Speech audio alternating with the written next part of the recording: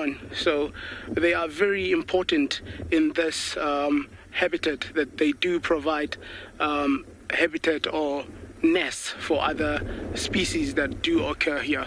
So it's a mutualistic relationship there in evolving.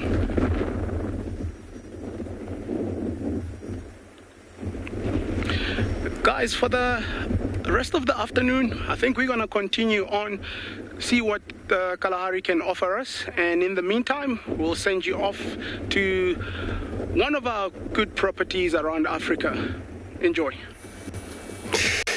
Good afternoon, everybody. Welcome to Djuma Private Game Reserve. Welcome to You Really Disturb Them. It's quite a little bit of breeze, wind picking up, but it doesn't really make them a little bit scared on them. There's 2 males in this pride, which they're probably dominating this pride in Juma Pride, their names. We're so glad they came in last night to find themselves in this middle of the Juma area. What a beautiful, the whole of them. Can't count, probably maybe more than 14 here, I think. Could be 16 sometimes. This is what the male, or the whole line's pride, from pride,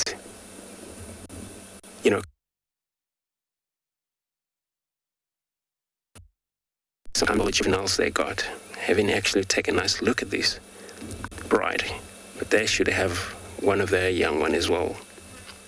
There it is. So this is what's so good about having male that dominate bride in the area. Then they're able to reproduce. So that's what is happening here. Just gonna sit with this bride, see what they do.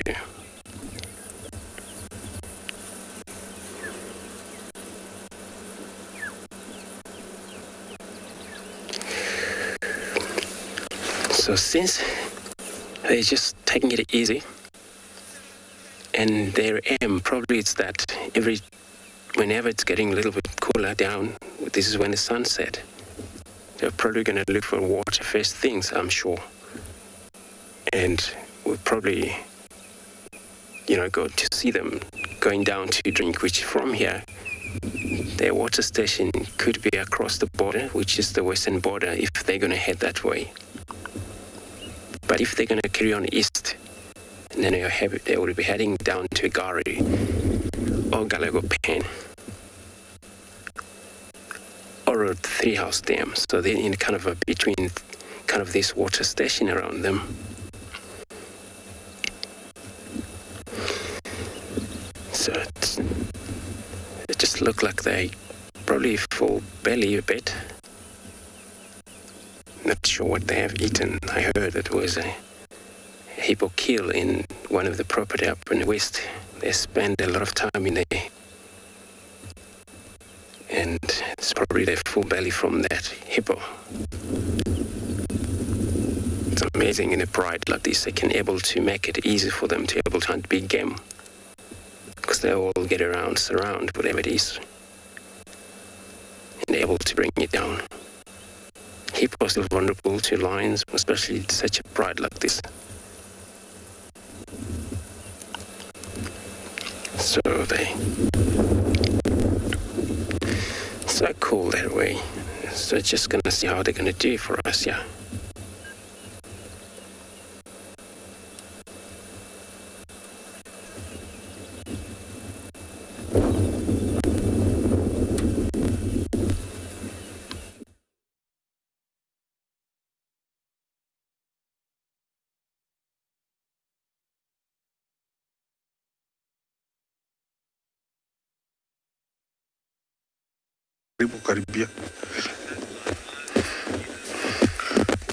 Well, here I am still with my hippos trying to assert dominance to one another, and definitely it's a fight and a deadly one brewing. This is just the beginning, because when it starts, usually they don't stop.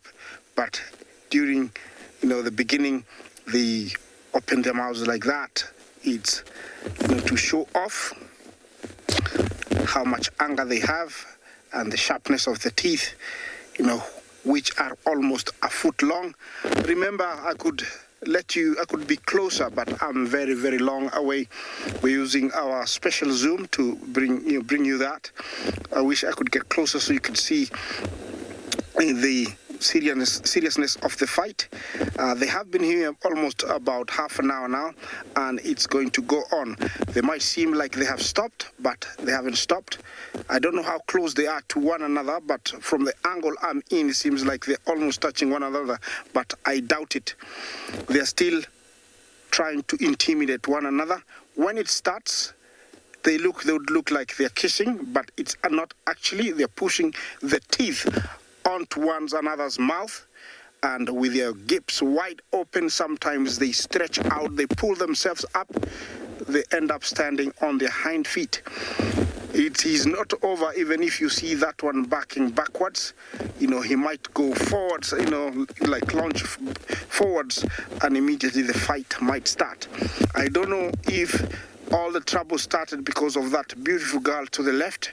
I'm not very sure. Definitely. Okay, what's going on here? Are they three males fighting? Okay, it's two males and a female. Definitely, that one is not fighting. You can tell he's busy feeding. So it's only the one to the right and the farthest one behind, unless he jumps in. I doubt. I've never seen three hippos fighting. If they do, then we're gonna call this area of the Mara an area where things are seeing in a different dynamic, seeing the lions mating for over 10 days, seeing a standoff between a mother and a mother lion with a male lion, and then here three hippos. I think, we're going to be experiencing things changing that I've never seen before. Looks like the guy to the right is leaving, but maybe he's taking a different angle. With the guy behind there still standing and chewing his mouth means it is not over. They do this, and it can go on and on and on. Remember to talk to us, #WildEarth, make it much more interesting. Yeah, #WildEarth. Question and comments are really, really welcome. And remember, this is live. It's coming from the Mara Triangle in the Masai Mara. It is just so beautiful, the weather here. It's not hot, and I think that is one reason why these hippos are out. Usually they will stay in the water because their skin is very sensitive to direct sunlight. It can cause a lot of, dehydration, which could lead to death. So they normally keep their skin moist, staying in the water most of the day. They spend about 13 to 14 hours in the water, and the rest is spent eating. Over here, or where these guys are, they don't need to go very far. There is plenty of grass. That is a very marshy area, and you can imagine everybody wants to be part of this, and that's why they are actually fighting for it. I cannot blame them, but there has to be one victor, and there's one that has to stay here. It is always like this. They will growl at each other, run towards one another, chew their mouths, gnaw them, show their canine teeth.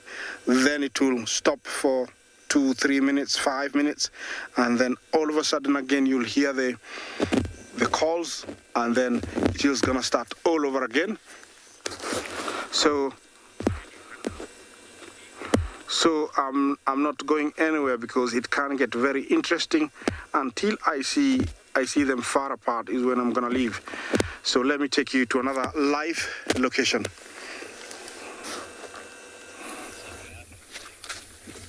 I'll do some visual navigation. Good afternoon, everybody, and welcome to andBeyond and Ngala. So what we've got here is a red-billed buffalo weaver's nest, and you can kind of see a few of the birds hopping around over there, and they are what we call communal nesters. So there'll be lots of birds that are all building that nest together, and we've seen a few of them flying up and down with all their sticks. Yesterday, there goes one.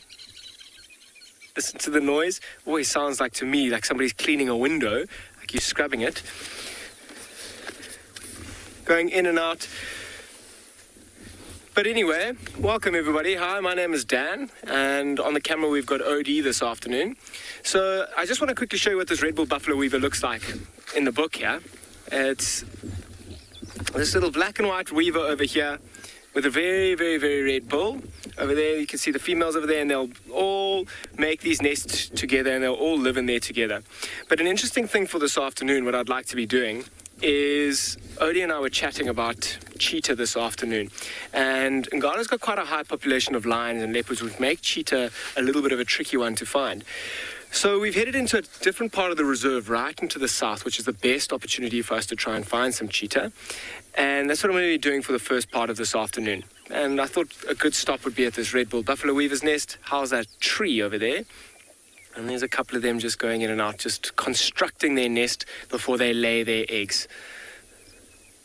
It's all sorts of a commotion and activity inside there. I'd love to have a little closer look and actually watch them build that nest from start to finish. I know we discussed it yesterday and how they actually place the first one, the first little stick. I have no idea and how it actually stays there, but it is a construction masterpiece.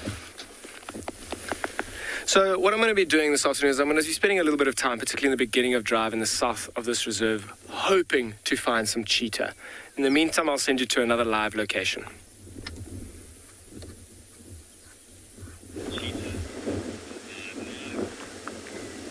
Good afternoon, everybody, and welcome to andBeyond Phinda Private Game Reserve. We're from one bird to one slightly bigger. We've got a couple of white-backed vultures who this afternoon have been bathing in this watering hole next door to us. It is an absolute scorcher of an afternoon today. And welcome. My name is Matt, and behind the camera we've got Gareth. And yeah, we've come out to this watering hole just because it is such a hot day, hoping to find maybe some of the bigger animals or mammals out here. And we've found these white-backed vultures together with two Egyptian geese that I think come stock standard with every watering hole in southern Africa. But the vultures, you can see one or two of them have their wings open trying to dry out now. That one in particular who's just come out was soaked to the bone. It actually looked like a drowned rat moments ago. And it's been flapping its wings in this breeze. There's actually quite a strong breeze that we've got this afternoon, which has offered some sort of relief from the heat. But you can see it preening himself now, ruffling its feathers and just trying to dry out and try to keep cool. On a day like today, earlier this morning when it was as hot as it was, with the hot air rising, they would have caught those thermals to see if there wasn't maybe lions or the likes that were successful in the area on a kill that then they could go and capitalize on. There you see one of the vultures ruffling its feathers. But I think for them for now, just making the most of this water and the cool breeze to try and cool down somewhat this afternoon. We'll spend a little bit of time with them and see what time they depart this afternoon on their afternoon flight out, to see maybe if they can't potentially then go and find a meal or something to scavenge off.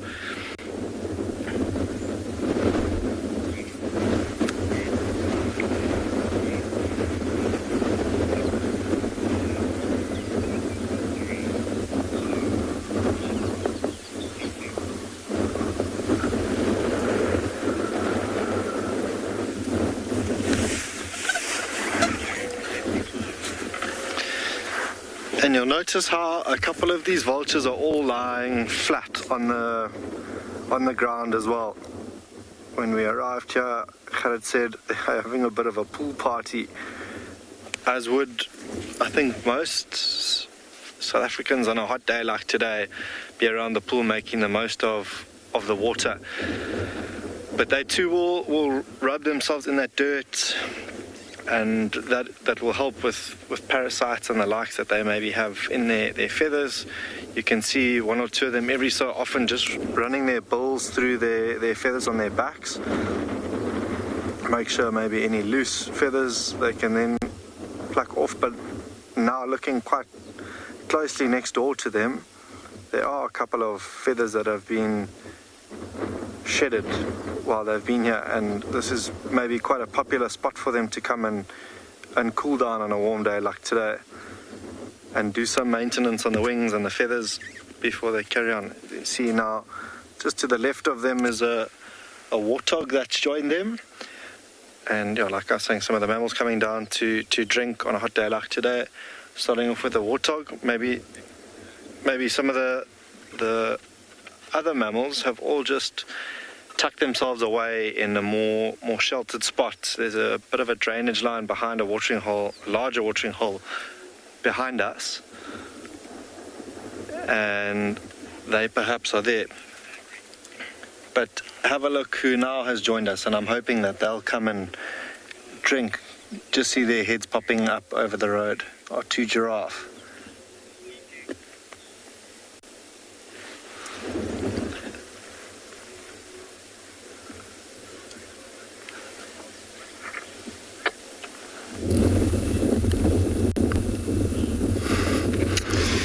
Beautiful. So we're still back in this rod of lines. You can see that one of them stretching up. And then a tree, it's a marula tree, which they usually end of a tree they can use every time they get up or when they're about to move around. Usually they will use tree to stretch, like a really normal stretch. And this claw also stretch. So they are true nocturnal animals for sure.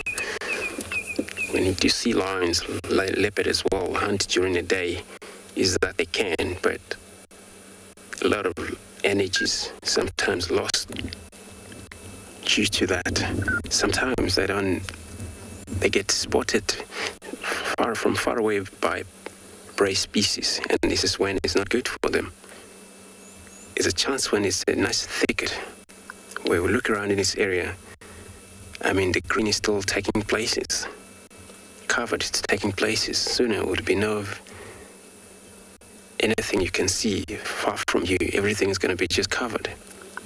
Remember, we're in Lawfield, where the ones that happened, you don't see far enough.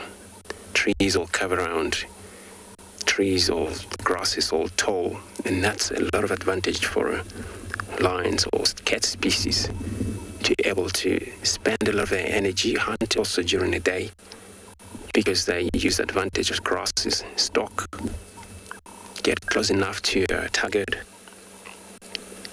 Many times hunt by sight, smell, but hearing as well.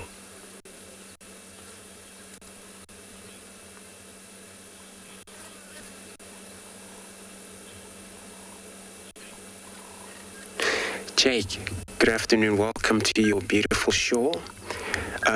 You want to know what is our currently location with this in Kuhuma right now? So we on Zois Road in Junction Belenatis. So that is where we are right now. And of course, they in kind of like I might say, not far from Western Boundary, but they came from there. I believe they weren't going to return back there shortly, especially with the male they have right now. So is that probably we're going to have them, or the buffalo was seen in this property again on the western side of it, the Juma camp, and they were making their way down to guide them. And then I haven't had an update about them, so I believe they must be around. Is the only thing that will be actually attract the lions in the area. It's got to be a food source around them. And all of the cats, all of the carnivore species. And once the food source, it's available, and then also it will sustain being around so much. And I'm going to stay and put here.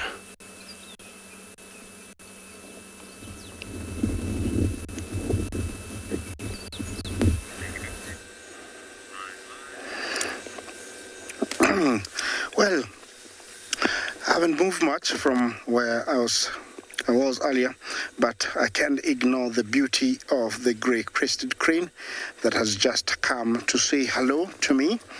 And this is a family that you all know very well.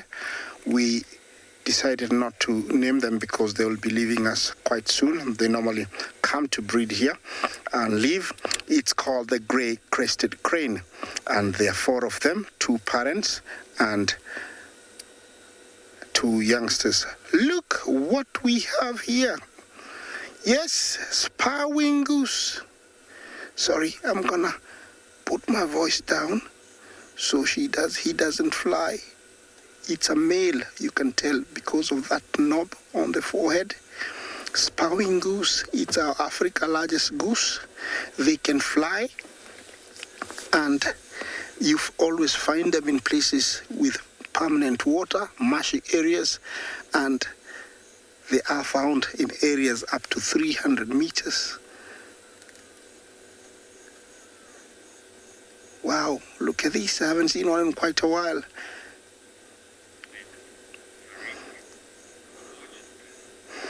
Yeah, Tariq, thank you for your comment. Gorgeous birds.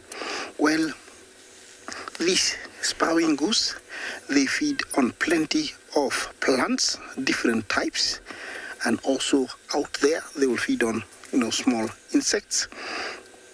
And you find sometimes, you always find them in big flocks of up to 300 in areas with plenty of water and marsh. And this one has decided to come out. See how big he is.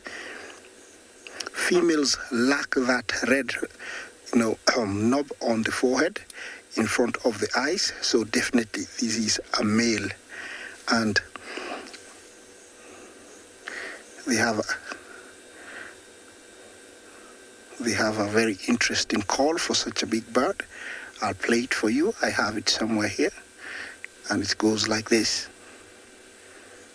I don't know if he's going to respond to it.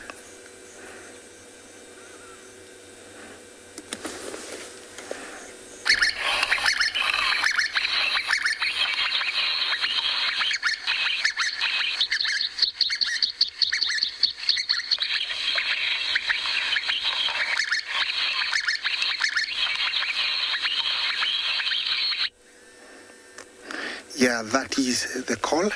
He didn't respond. I don't know for what reason, but I cannot blame him. Now he is very close to this grey-crested crane, and this is so beautiful. Yeah, the grey-crested crane is a national bird of Uganda, and this is the kind of habitat. You also find them open grassland with plenty of different grasses and also with water. This is such a beautiful scene, and I'm staying here for a little bit longer.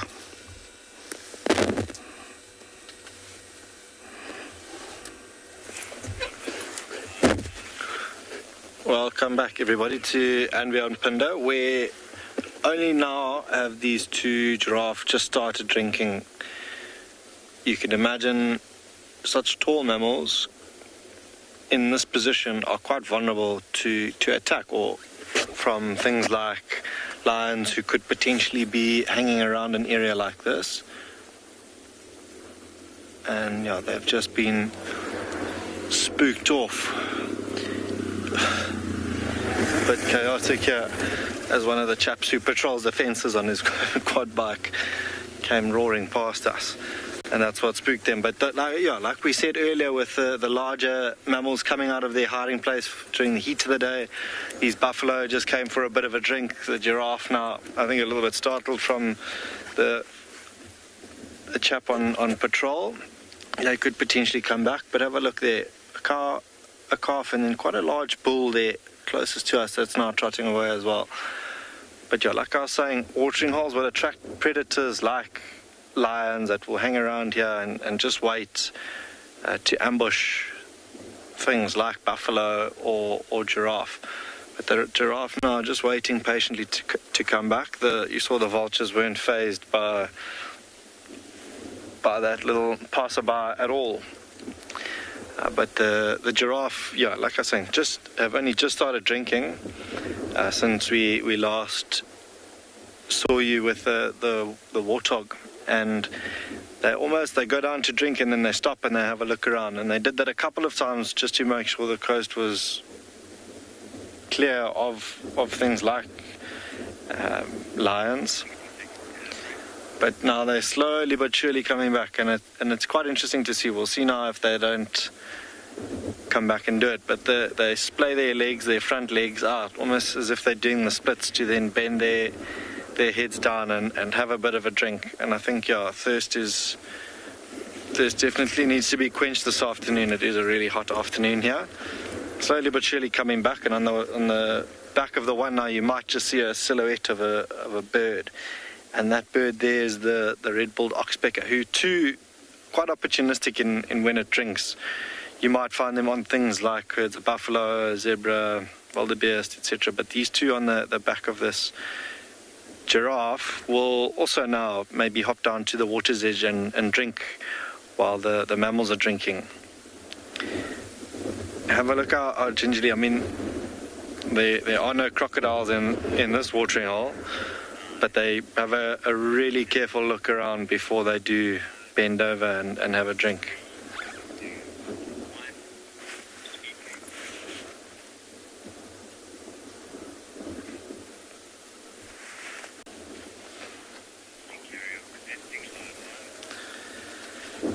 Have a look now as these two giraffe now are drinking.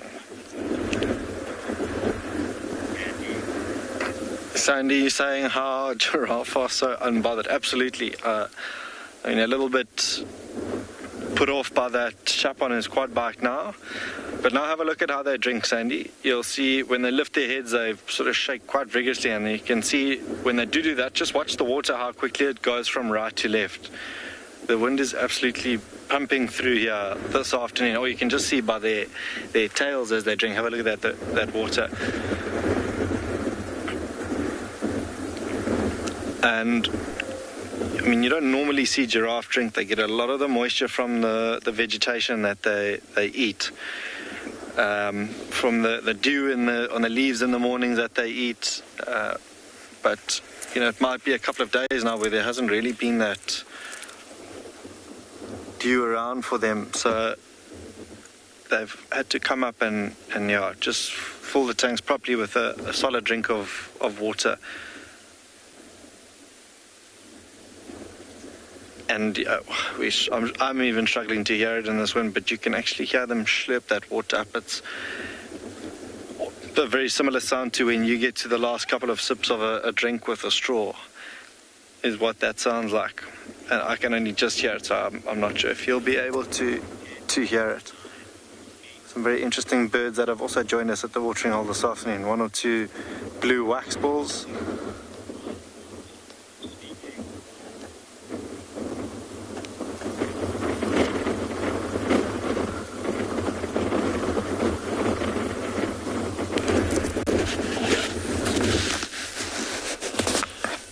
Waterholes are very nice, especially during the hot times of the day. Now back to the Mara here. We've come to find out what was going on, where we left the kill. But it seems like we have vultures. That is the very spot where those lions this morning were eating. But it seems like they dragged that carcass away from the open, because it's too open here. But I can see it. They've not had anything yet, because I can still see their crops are a little bit empty. It's a little bit chilly. I thought maybe would have seen them soaring up in the air. There's one joining in because I think he or she saw the other ones there resting and thought maybe there's some food to eat, but seems like there's nothing at all. I'm sure the first one to arrive here only got advantage of the little scraps that were left there. There would have been a big commotion if there was a carcass here. And that is really what I was looking forward for. When, after the kill, or when the scavengers come in, like the vultures and the hyenas, you find that there's a bit of commotion as they eat, because these We call them the cleanup squad.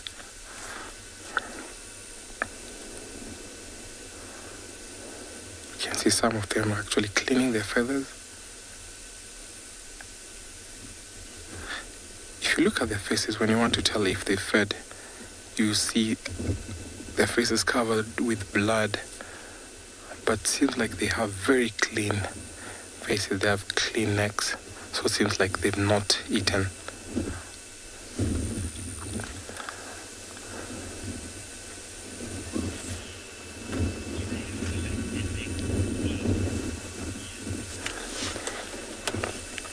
Yeah, not really. They don't have to lift their heads or necks to swallow. They have very specially modified tongues. So those tongues have spines that face backwards.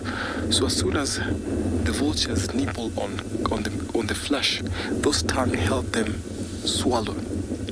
So because the spines face backwards, so they actually help them, assist them to swallow as much as they can. And it's reckoned they can fill up their crop within 2 minutes. Can you imagine how fast those tongues work? So they don't actually need to lift up their heads to swallow.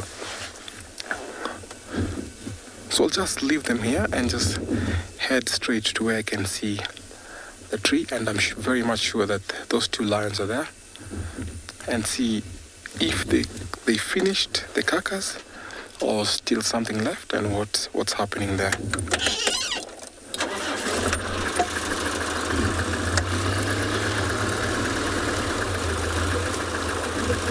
As I'm heading to find if the lions are there, let me take you over to another live location.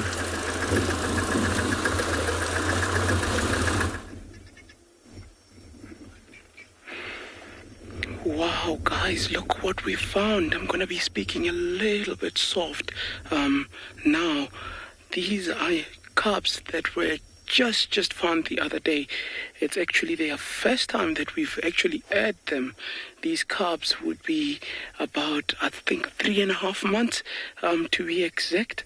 That's why they're still so shy and hiding in the thicket like they are. That would be a den site where mom is actually taking guard of them with the other 2 females on her side there. Oh, wow, that's very, very beautiful. New life at Tswalu, as the name Tswalu means. It actually means the rebirth or birth. Mom looking at us now.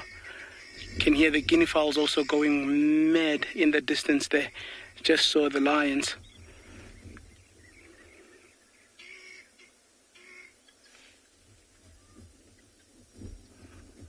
Obviously, that's going to catch mom's attention.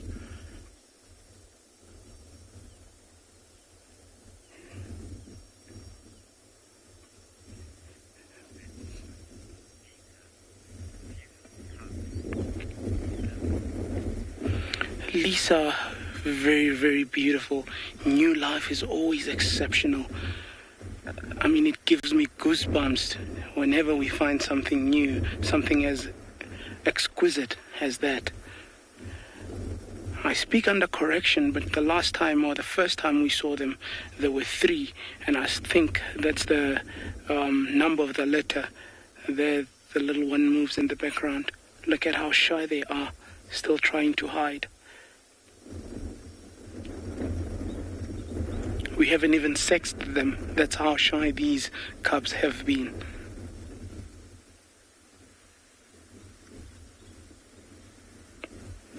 Panting heavily there with the heat of the Kalahari.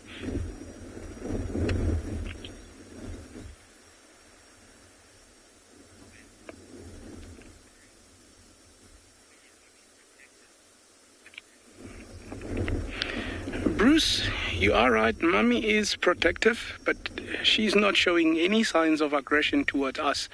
It's just a matter of, this is me. I've got my cubs behind me, and if you dare, you gotta have to deal with me first. But there's no signs of aggression whatsoever towards us with our presence. So we're not altering the behavior of the animal whatsoever. I mean, look at the pause there, the posture. I mean, very relaxed. It's just a point of saying, I'm just here. Is this her first litter, Kimberly? No. We have actually in the past have had this female take charge of her litter and her sister's litter, that her sister couldn't actually produce milk, and she actually was at one point taking care of about 7 cubs by herself. So she's a very fearsome matriarch to this Southern Pride, well experienced, well versed in what she does. So she really knows how to take care of the young. It's not a first time mom.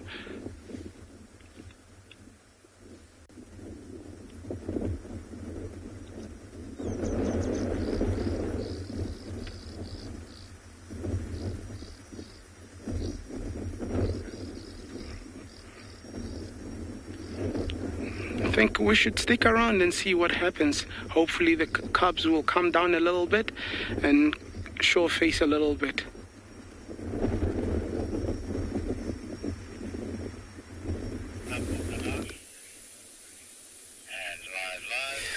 Over here we've got a few buffalo bulls that are just taking it easy in a small little mud wallow.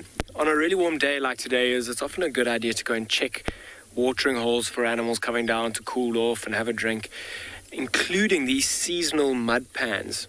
I mean, with all the rain that we've had, they've all seemed to fill up and provide a really good place for buffaloes, particularly to rest in the heat of the day. You see there's about 4 of them here, literally lying in the middle of the water, covering themselves as much as they can. Can you see how this one that's closest to us is chewing as well? Chewing without really eating. So what they'll do, it's a really good time to digest your food, so while cooling down. And buffaloes are what we call ruminants, where they've got these 4 stomachs and they're essentially passing food between their stomachs. And it's an incredibly good digestive system and a great way to digest their food. You'll see as well in the one at the back there, all the mud on its back. By covering themselves in mud and drying the mud, you'll then go up to a tree or a rock and scrape off all that mud, and with that mud often all the ticks and pests that they're trying to get rid of will come off as well. So it's like a great time to cool off, cover yourselves in mud and get rid of the ticks and pests, digest your food. Allow oxpeckers a really good time to come in and also have a look for your ticks. These are all older bulls who have really lost their chance to mate, and they've had their time and their glory. You see how that one's even missing one side of its horn. He's just kind of gone and lay right in between the other 2. So yeah, I'm probably going to keep going, let these buffalo continue to cool down in the mud here.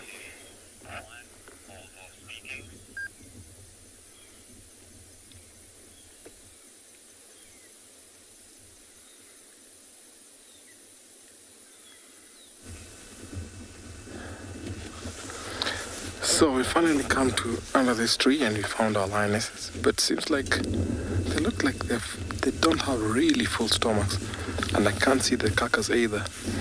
Like I told you in the morning, for those who are watching us, the place where we are right now is close to a hyena den, and I think maybe they got overpowered by the hyenas and the hyenas went with the kill. There's about more than 25 hyenas around here, and I think they're the ones who actually came and chased these lionesses out of their kill. But good thing they had at least half of the entire carcass. So they'll actually have to hunt another time. They only came here, I think, because of shade. And because having such many hyenas around a site like this, 2 lionesses like this don't have a chance over their meal or over their kill. Because we find that if lions are overpowered, they always end up leaving or giving up their kill. But if it was about 2 hyenas, then they'll not have a match against these 2 lions. So good thing this morning we saw the hunt, we saw them eating, and at least I'm happy for them. So I'll still hang around here and see what they're up to, or if they're going to rest.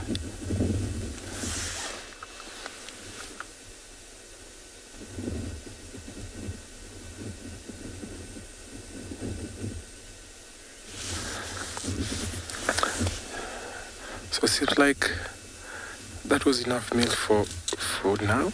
I'd hoped that the meal will serve them for about four days, but it seems like that was not so much of them eating. Look at their stomach, I can tell they've not even filled up.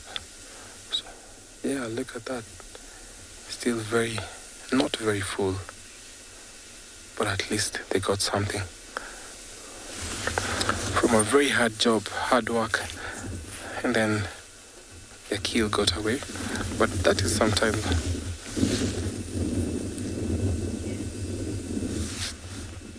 Sinka, thank you so much for your question. I'm actually not scared of lions. I'm not scared of any wild animal out here, but I have total respect for them. You know, we are actually safe. I'm under this structure, I'm in the jeep. So not one given time that these lions will come and attack me, because they are quite much habituated to the vehicles. So I'm not scared at all. See, I've kept a distance where these lions are free, they're sleeping, they don't even mind the jeep being here. So actually, I just give them that respect and give them that space.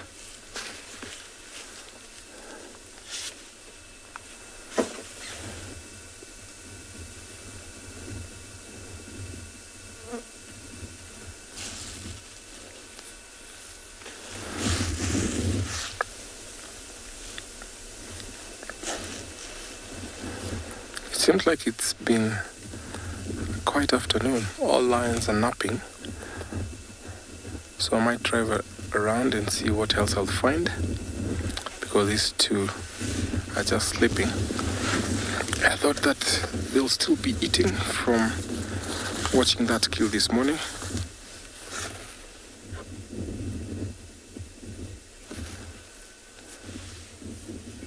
Not sure.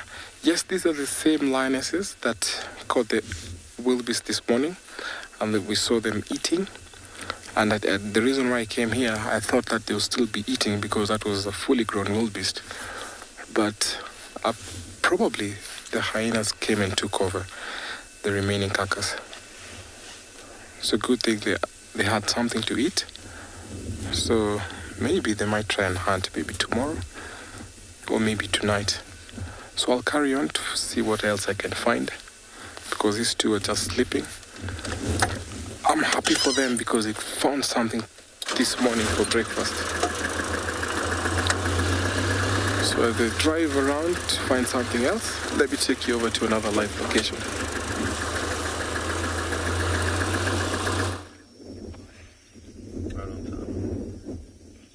Yeah, look at that. Cub just came out. Beautiful interaction there. Cub and mom.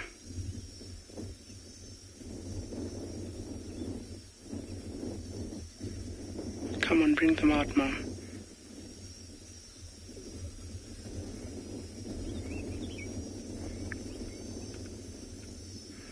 Still a little bit shy.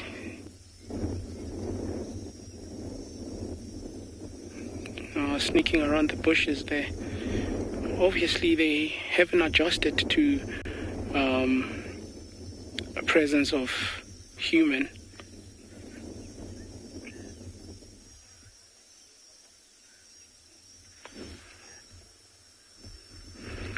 Darcy, and those thorns on mom's fur, it doesn't look like it. I would say flies. That would be what I'm seeing. And grass on the second female there. from lying on the ground. So it's just debris or dead grass there. It's not really thorns. I mean, when they do lie, some of the inflorescence of these grasses are sticky, and it will stick to the fur. So that's what it is. If it was thorns, these cats would actually groom themselves, use the tongue to try to get those thorns out. A very interesting question there. And when they do use the tongue, actually, the tongue has almost V-shaped taste buds, which are not really taste buds. It's just so that it helps them to scrape off things. For example, when they do feed, you sometimes find lions actually licking on bones. And the V formation, the backward-facing V formation of the buds, if I can call them that, or on the lips, or sorry, on the tongue, is what would scrape the flesh off the bones. And so they would use the same technique if those were thorns to get it out. But that's just grass. But also something of interest to point out, if you look at where they've positioned themselves, these lions, this female has been known to use this specific kind of tree. It's called your shepherd's tree, also known as your tree of life from the Bible. And look at how it has fallen, and she has used the cover of the fallen branch as a temporary den. The first time we saw these cubs, they were actually in a similar position, a little bit further from where we are, about 2, maybe 3 k's from where we are, with a collapsed termite mound, and using that collapsed termite mound's hole as a den. So this would probably be just a temporary den for now. And also a preliminary introduction with the two females from the rest of the pride are now getting to know these cubs. So in the longer term, she would start bringing these cubs out at about 5-6 months, maybe then introduce them to the rest of the pride.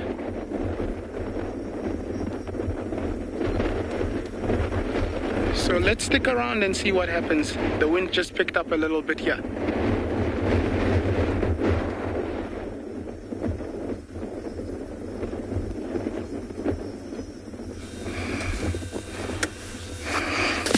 Well, my hippos decided to take a break, so I decided to move on. And here I have a young male lion from the River Pride. Looks like he's all alone for now. Maybe others are in the long grass. They might come out. Looks very hungry. And I haven't seen him for a long time. So I don't know, what they've been up to, but remember there is 3 young male lions, about 3.5 years old, that are hanging around with one of the girls of the River Pride, and I have known them to bring down buffaloes. Here there is nothing much, unless a warthog passes by, but he looks like he's keen to find some food.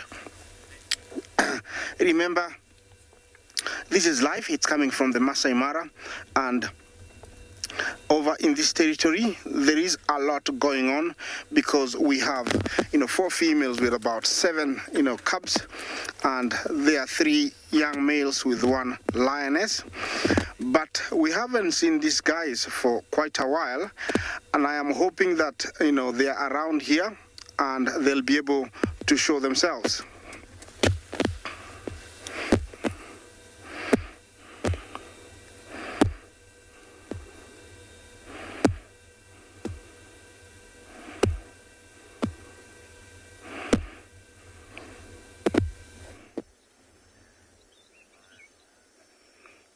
See, the cubs are just starting to come out.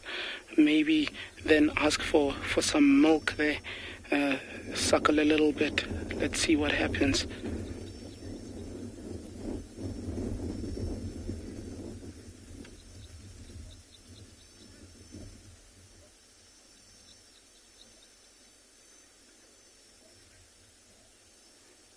they go. All three of them. Beautiful.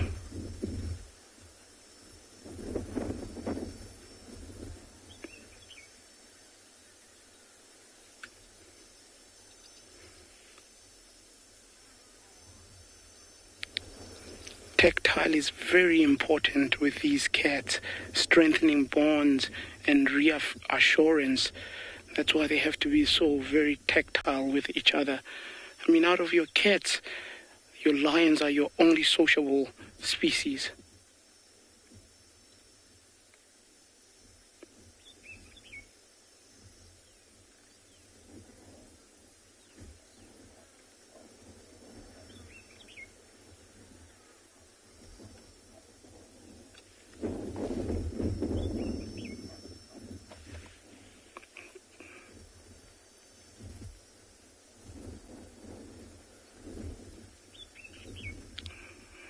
Beautiful. You look at the size compared to the adults, you can still see these are very, very tiny cubs.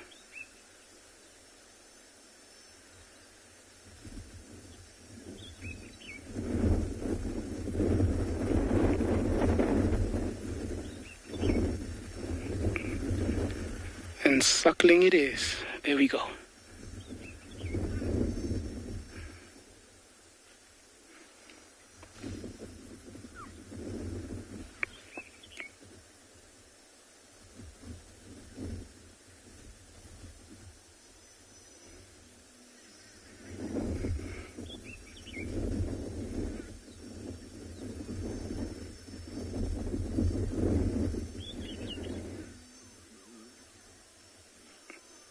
All fighting for the best spot. And this will establish dominance among themselves. So they would start knowing who's stronger. Biting mom's tail there. Naughty cub.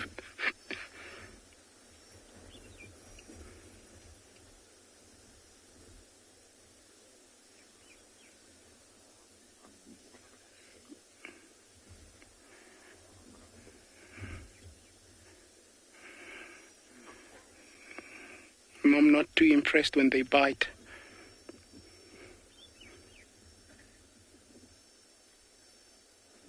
Try reposition.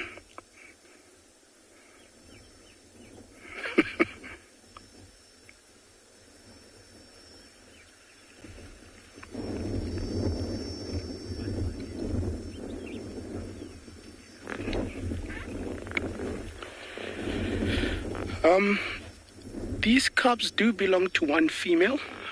She's the matriarch of the Southern Pride. The other two that are actually to the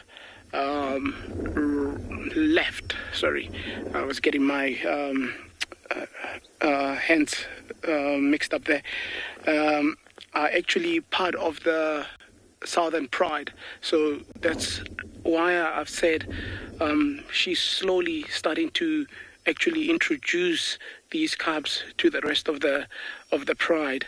So these would be the one would be her previous daughter, and the other one is another female, an older female from the pride. So she's the mother alone. And from here, then when they get to about let's say 5 months, 6 months, that's when they would get reintroduced or get reintroduced to the rest of the pride. Because remember, getting introduced to the pride could be a tricky scenario, bearing in mind that the males also could question the cubs as to where they come from, whose cubs they are, and so on. The other younger males also in the pride being a little bit rough with the cubs. So survival for these cubs becomes a very important thing. So hence, she will take time before she actually does introduce them to the rest of the pride.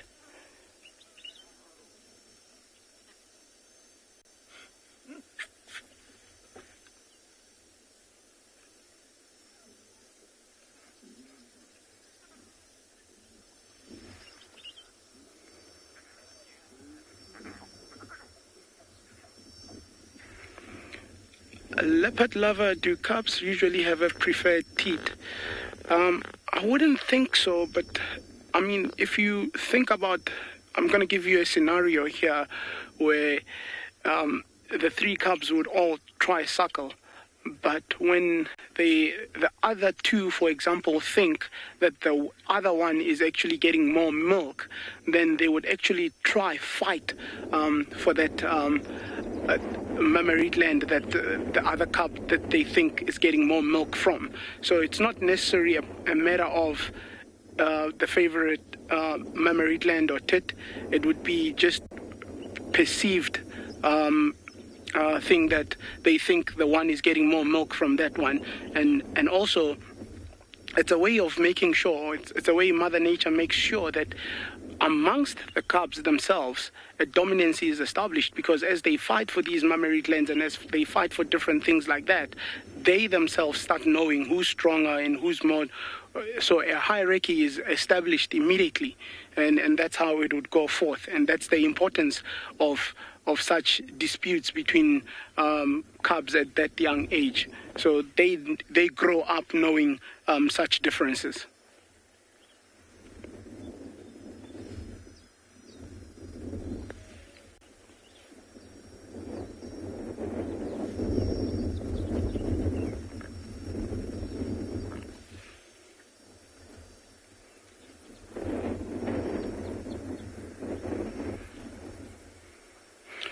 Psychotic player, where are the males? The males this morning, we left them about, I would say, 7, maybe 10 kilometers away from where we are now. And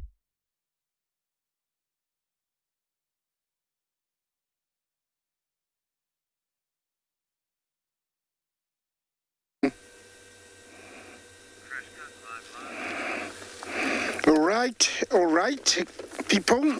We're still in the same place, and our lion has decided to change positions and looks like he's in for a serious nap. It is part of lion's life to seriously sleep, and they don't hesitate, especially when they are very well fed. He is not starving. He is not thin, but he needs a meal. Otherwise, he will start going hungry. Remember, lions can eat every day if there's possibility of a meal, which always is not easy to find. It doesn't come easy for lions. Everybody in these plains are aware of them, and if it's a giraffe, a wildebeest, a Thompson's gazelle, a reedback, a bushback, they will alert everybody around that area, including the go-away birds, the francolins. They will warn everybody around to tell them, danger, danger, lion around, using all types of different calls, and they would wish that the lions would, actually starve to death. So it is not easy being a lion with everybody looking, to make you starve. So when they find something, they will utilize it. Of course, they do, preserve a lot of energy while resting like this, because also they work very, very hard. I'm an advocate of the lions to say that they are not lazy, and the reason is when they are going for something and they mean it, they will try their best. Can you imagine these boys, there are 3 boys and 1 girl in this, breakaway from the River Pride, bringing down a buffalo that weighs 800 kilos. They're only 200 kilos each, so they're compatible size-wise when they're combined, but the buffalo is solid anger and muscle, and it can, take them up to about an hour to an hour and a half if he doesn't make a mistake early for a buffalo to go down. During that time, there is a lot of concentration, use of extreme power and strength and coordination, which all lead to a lot of, energy lost. So they do work very, very hard for any meal. when they rest like this, they deserve it. They deserve it by all means, because it is not easy, being a lion here. Also, in their territory, there is competition. If there is no food in the next territory, other males might move in to come and take a little bit of share from this guy's territory. So also, they defend it with all their might and power. So it's another challenge that they face. But when they reach maturity at the age of about 3 to 6, and they have a pride females to take care of them, things might become easy, because males will be sought after mainly by females. They will come in to help when big animals are to be brought down, such as giraffe, hippo, buffalo, even as far as elephants, but not here in the Mara. So that is when they are really needed, and they live a very good life during that period up to the age of around 9, 10, when challengers start sensing that, they're running out of steam, they're getting old, because scent marking, which is, is made using urine to mark on old logs, old, trees, shrubs, trees. It sends a message to, everyone around who they are. And I believe even more than that, I haven't done much research, but I think it does tell who they are, how old they are, because I have seen through experience where there is an old lion, you will find younger lions and even coalition males coming in there. It's like they sense there's somebody who we can actually take on, and so they will come in. So lion's life can be very beautiful, but also very, very challenging. Remember, here in the wild, they will live for a good, 15 years, but those 15 years are not easily. And we have a few that are about 15 years here in the Mara. We have our puppet, who is very old now. We have Scar and another one, I don't remember his name. So we do have evidence of very old lions here in the Mara.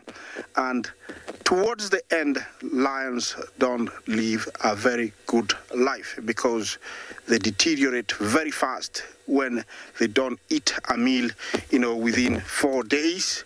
And it actually skydives more if they continue to go without a meal. And if you see an old skinny lion, it is not a sight you want to see. I'm staying here. Another live location, waits for you.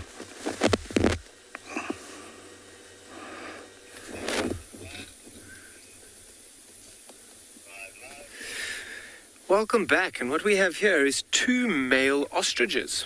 And quite interesting, as I mentioned at the beginning of Drive, I came down into the south looking for cheetah, but it's also a really good area for ostriches, as we can see.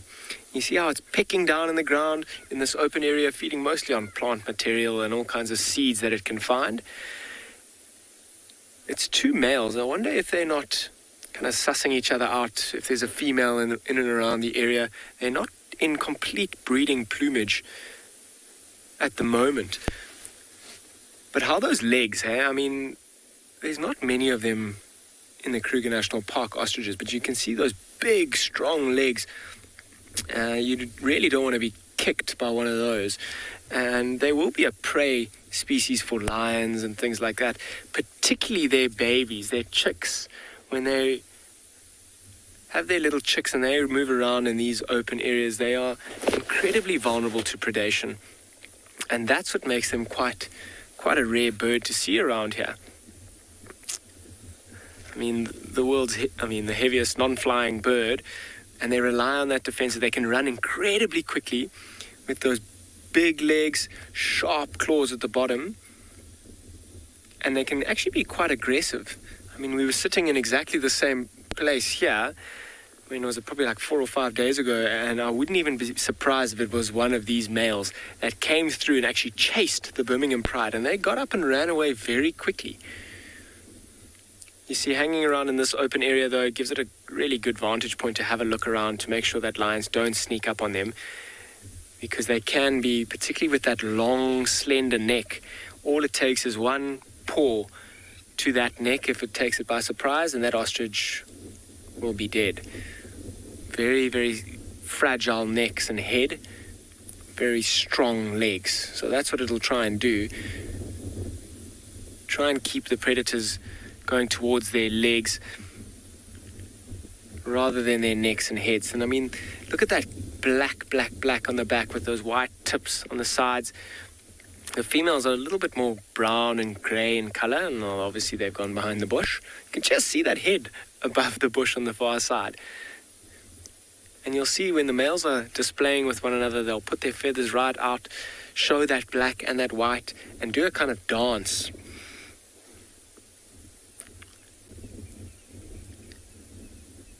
Oh, almost like that. You'll see them put both their wings out, kind of doing a dance, going down, up and down.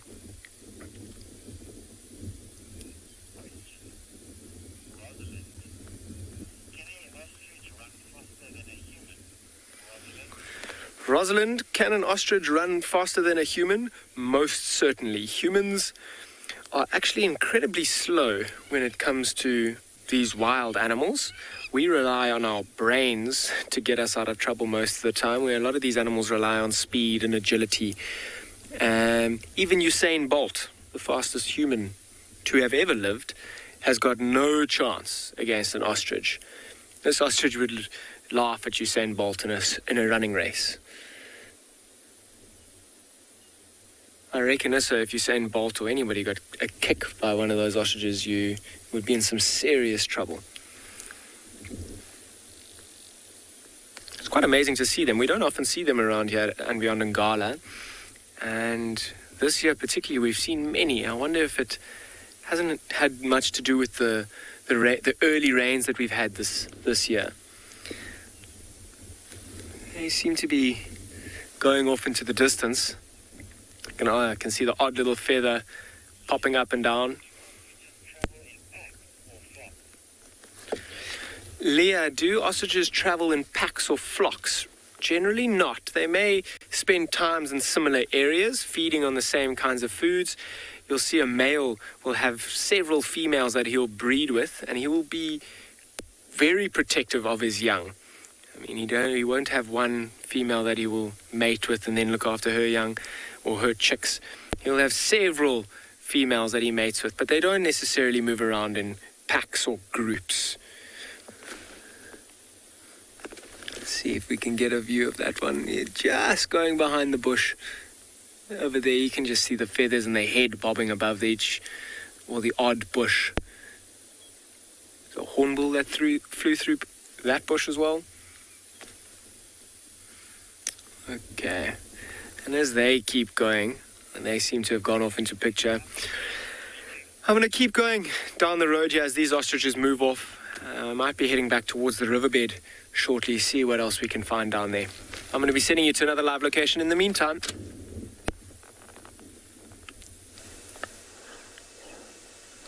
Whenever I see ostrich, it reminds me when I was growing up, when one big male chased me. But that's a story for another day. So here in the Mara we have a big herd of buffalo. I reckon it's about 600 individuals. They are so many. This is one of the big herds that we always see coming here maybe once every 2 weeks. Look at that. And this is a breeding herd. You can see cattle egrets resting on a tree. And these elephants walking in the distance. Now this big herd, they choose always to feed during the cooler times of the day. Early morning, late afternoon, and during the hot times of the day, they'll prefer to rest. I'm sure during the day it was a little bit hot. That's the reason why we can see them resting. And they're slowly beginning to wake up and start grazing again. So in the middle or in the core of the herd, it's made up normally of related females and their offsprings.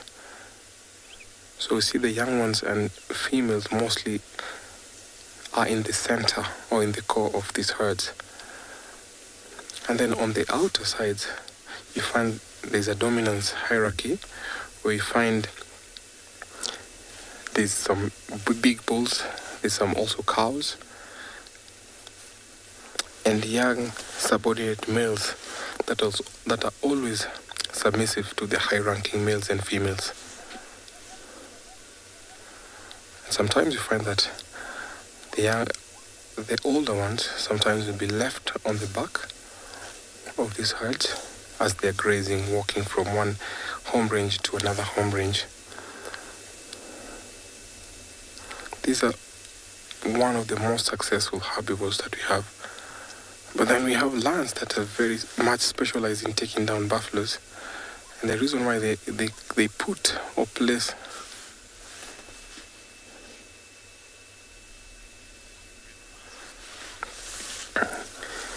this is very, very nice to see.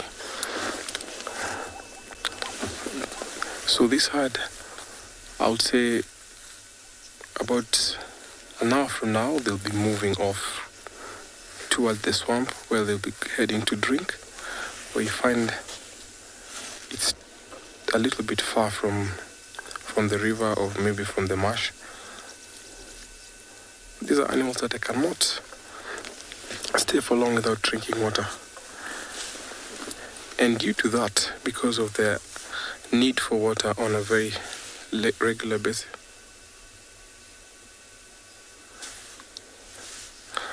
Rosalind, thank you for your question. I think they can run to about 40 or 45 kilometers an hour.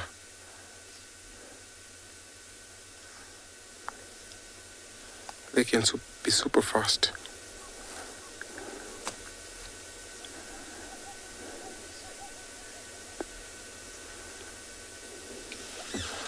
Like I was saying, during the dry season, because of them being bulk grazers and having to drink on a daily basis, so these herds split up, and you find that the males in the form what you call the bachelor herds. So they form smaller groups where at least they'll hang around places where there's water and adequate grass.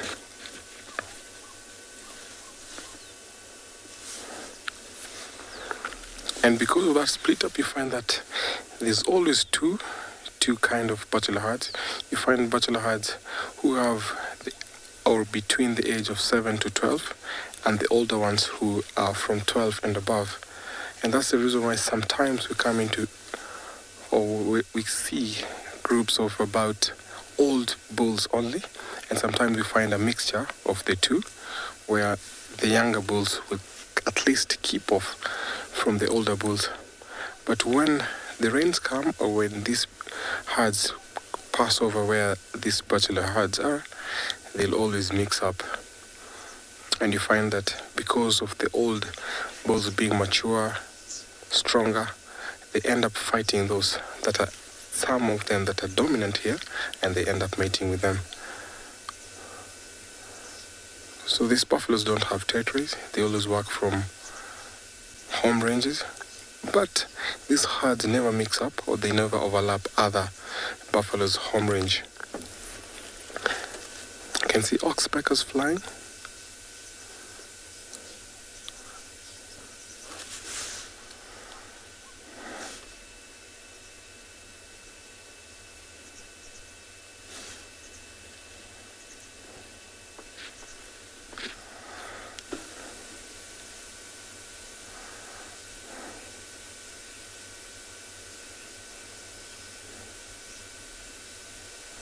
Painted Girl, I can't believe it right now. It's so special. This landscape is special.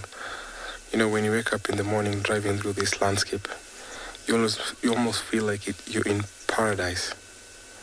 Thank you for your comment.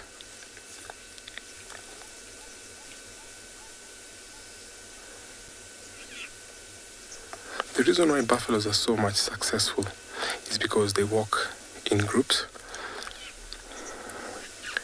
And that means that they are safer in big groups than one.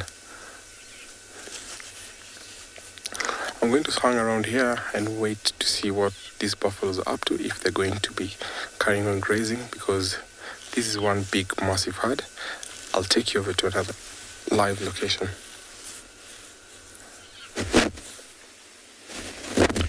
Welcome back, everybody, to andBeyond Phinda, where as you watch that little leopard tortoise disappear into the grass just off the road, it's got a bit of an audience watching it. Yeah, a couple of giraffe busy browsing on the greenery just next to the road, and moments ago that tortoise was just sort of stopped in that sidetrack of the road, peering up at these giraffe, who in turn, I think curiosity got the better of them, and they too were looking down on the little tortoise, almost like the story of the hare and the tortoise. But there are a number of giraffe here this afternoon that we've managed to find. You'll see in picture the one on the far left, young male, and I say young because he hasn't quite got that big callus on the top of his head, not quite bald like you do find one or two of the bulls. And it almost looks like he went around to have a closer look at that tortoise. But all of these giraffe are feeding off sickle bush, or dukrastak, which at a certain time of the year has quite a pretty, they look like little lanterns, yellow and pink, or white and pink flowers. But they've got quite vicious thorns on them, or spikes, sorry, rather than thorns, that they're all busy feeding off now. And you can see how they wrap their tongue and then just flick their heads to the side briefly to rip that greenery off and eat that. And all four in picture are getting stuck in this afternoon. They are up on the hillside, even more giraffe. I think we counted 11 here this afternoon, but spread out quite far and wide. You'll see as we go off to the left, there's another one with the four of them here. And then just left of that fever tree in your picture, in fact between the two fever trees, are a couple more, all with their heads down, busy browsing this afternoon. Beautiful scenes here with the sun behind us. They actually stick out a little bit more than you'd imagine in this greenery, just thanks to that afternoon light that's popping through. And I can only imagine as that sun sets a little bit more, that they'll start to glow in that golden hour light. But not a bad spot for them up on the hillside there. Beautiful vantage point. There's another one hidden away a little bit below these four. And then we'll eventually get back to them. But this wind, I think, is a bit of a deterrent for predators. So we've come out here to enjoy the taller mammals, and like those long necks that you saw with the ostriches that Dan had a little bit earlier on, these two, and their magnificent coats in really, really good condition. See, Mac, you asking how big the stomach of a giraffe is. They are fairly large. You can just see in the midsection of these giraffe just how big they are. Mass-wise, I think they eat around 17 kilos a day. So, yeah, fairly large stomachs that they possess, and constantly eating. And they are browsers, so they eat a combination of things. And here in Phinda we get a fruit called the green monkey orange, which is as hard as a baseball, and the only other mammal that I've seen eating them, or besides elephants, who you can imagine have quite strong jaws, are giraffe. They too, like they're plucking this greenery now from the sickle bush, pluck them and then they manipulate them in their mouth. The only way to describe that is as if you're watching a giraffe with a jawbreaker. Those sweets that were hard as anything but eventually sort of changed color and fizzled out into nothing. But they will manipulate them in their mouth like that, and then eventually they're able to crush through them to get at the fruits on the inside. And those fruits quite nutritious and delicious as well, even for you and I to eat this time of year. In fact, August, September, around that time of year is when they fruit, and we could potentially see them feeding on them. But this lot just thoroughly enjoying the greenery down here next to the side of the road. And that tortoise who we saw earlier on disappear is probably now weaving its way between their legs as it goes further away. Tariq, you're asking what subspecies of giraffe these are. These are plains giraffe that we get here. You might have, with Isaac and a couple of guys in the Mara, seen some Mara giraffe, but the subspecies is the plains giraffe.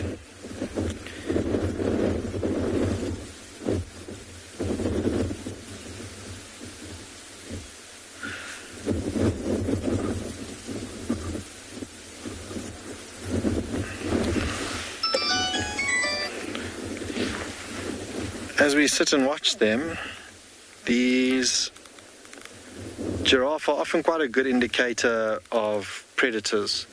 If they are in the vicinity, they will just remain fixed in an area and flick their tails, and quite often they'll walk up to whatever it is that's there, be a cheetah or lions or even a leopard. And out here in these open grasslands is exactly where we'd expect to find something like cheetah, but none of them are displaying that behavior just yet. And I can imagine if one saw it, they'd all probably stand to attention and stop what they're doing, stop feeding, and just remain honed in on said predator. But none of that behavior this afternoon. I think they're all quite happy that there's a bit of a breeze, because it has been quite a hot day. And now, just glancing off to just in front of us is one of those flowers that I spoke of from the Dicrostachys plant waving in the wind, and now you can actually see how windy it is. But have a look at how pretty that little flower of the Dicrostachys is, and that's the little pink and yellow, how I describe them, the lanterns of the sickle bush. And that's exactly what the giraffe are eating, or the greenery of these shrubs next to the road.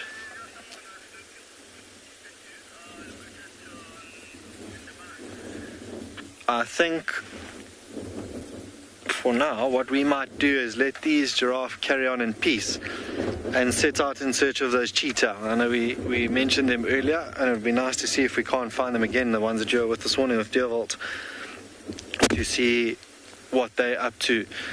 It is really windy, so I can only imagine that they'd be tucked away maybe on the opposite side to the wind of maybe even something like this, the sickle bush that we've just had a look at now. And that giraffe also just having a look at us. Maybe the fact that I said the predators, it's now looking at us like it is.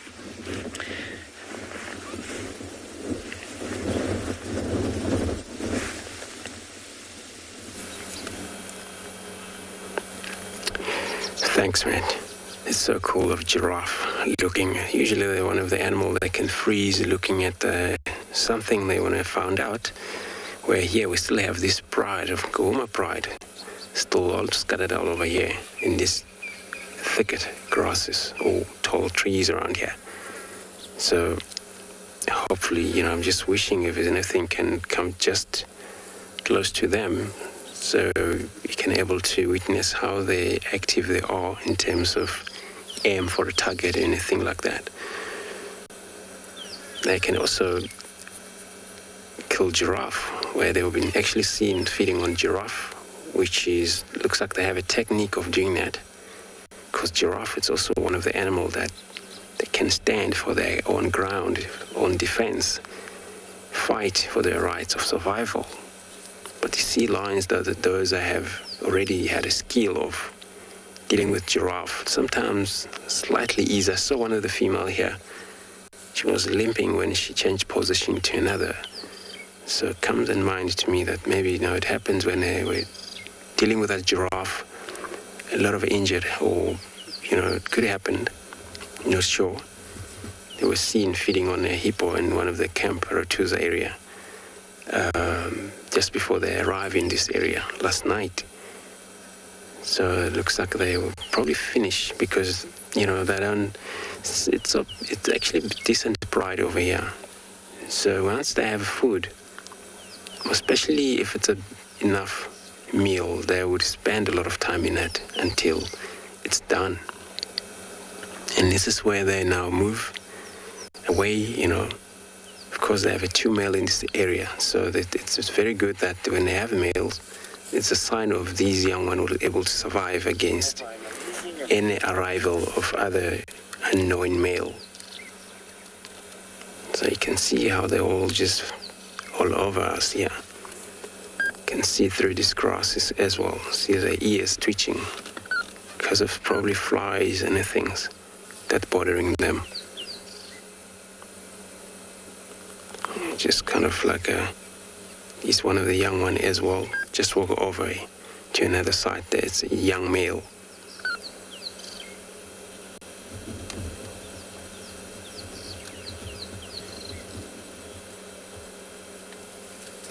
PL, welcome to a beautiful afternoon show.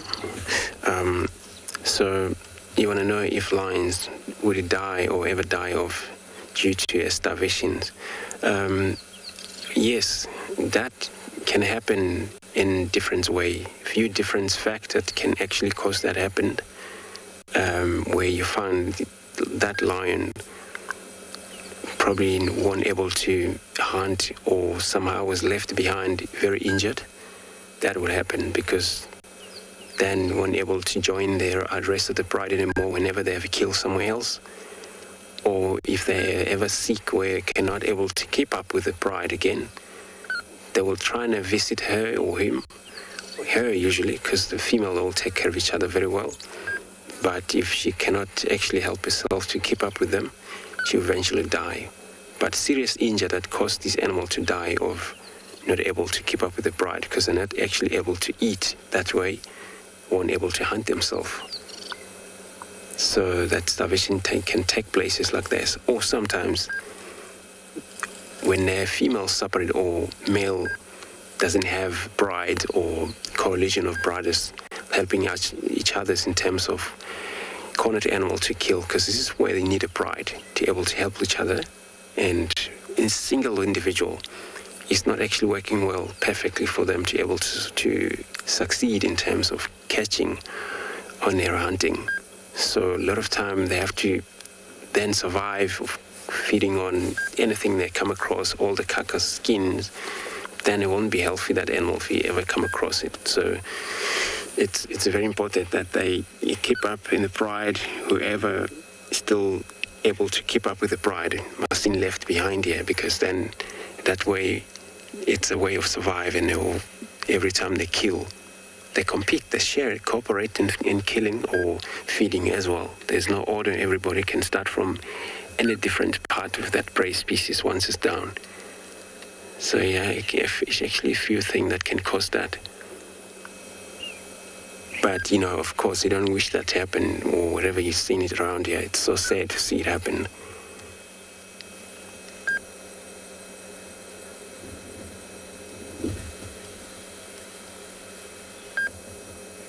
Sean, good afternoon to you. Beautiful afternoon show. So you want to know how big is the range of a male lion? Depend on how many coalition of male lions we have in the area. So we're talking about the lions, male that we have in this pride, which is avoca males.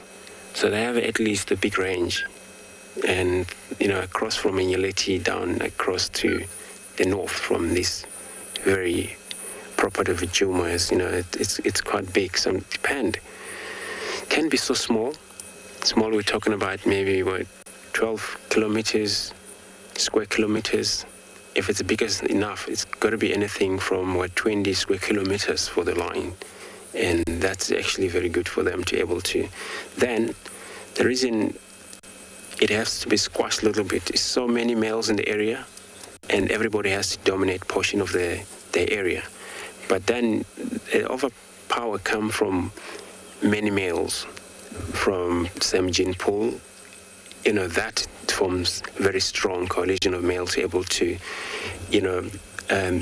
push off any weak males around. And that can happen sometimes. You find, we're going to talk about Mapocho. They all roam around the whole Sabi and half of the Kruger Park, So Sabi is 65,000 hectares and a portion of Kruger Park. So that actually sometimes can happen, but only depending on how many stronger lions, you have in the area. But for that, when they do that, they're able to accommodate or dominate a lot of females. It's all about dominating female territory and things. It's all about women in the area. So once they've done that, they will be able to collect all of this different group of females. But each group, it's got to be individual group somewhere else. They cope in terms of overlap their boundaries between females and the other female that they're in the area. So a scene line that dominate about 4 different, pride, in this area. Some of the pride which we don't actually see this time, that probably just vanished into Kruger Park, Torchwood Pride. When I talk about Tsalala also, they all scattered, also changed names somewhere else. So we used to see it happen. Same to lion. Same to leopard as well. So if there is so many males, it's going to be applied the same situation where finally, the stronger male will have a very bigger portion of territory, ground, than those are the weakest. Sometimes he will push too much if he wants to claim those are actually property that is not actually his. But once he claimed that actually is that he wanted, so eventually he's going to push off that male that operates in that area or dominate in that particular area and then claim that property as he is. But then when he does that, they have to stand. They have to make sure they breed. And this is where you see a lot of,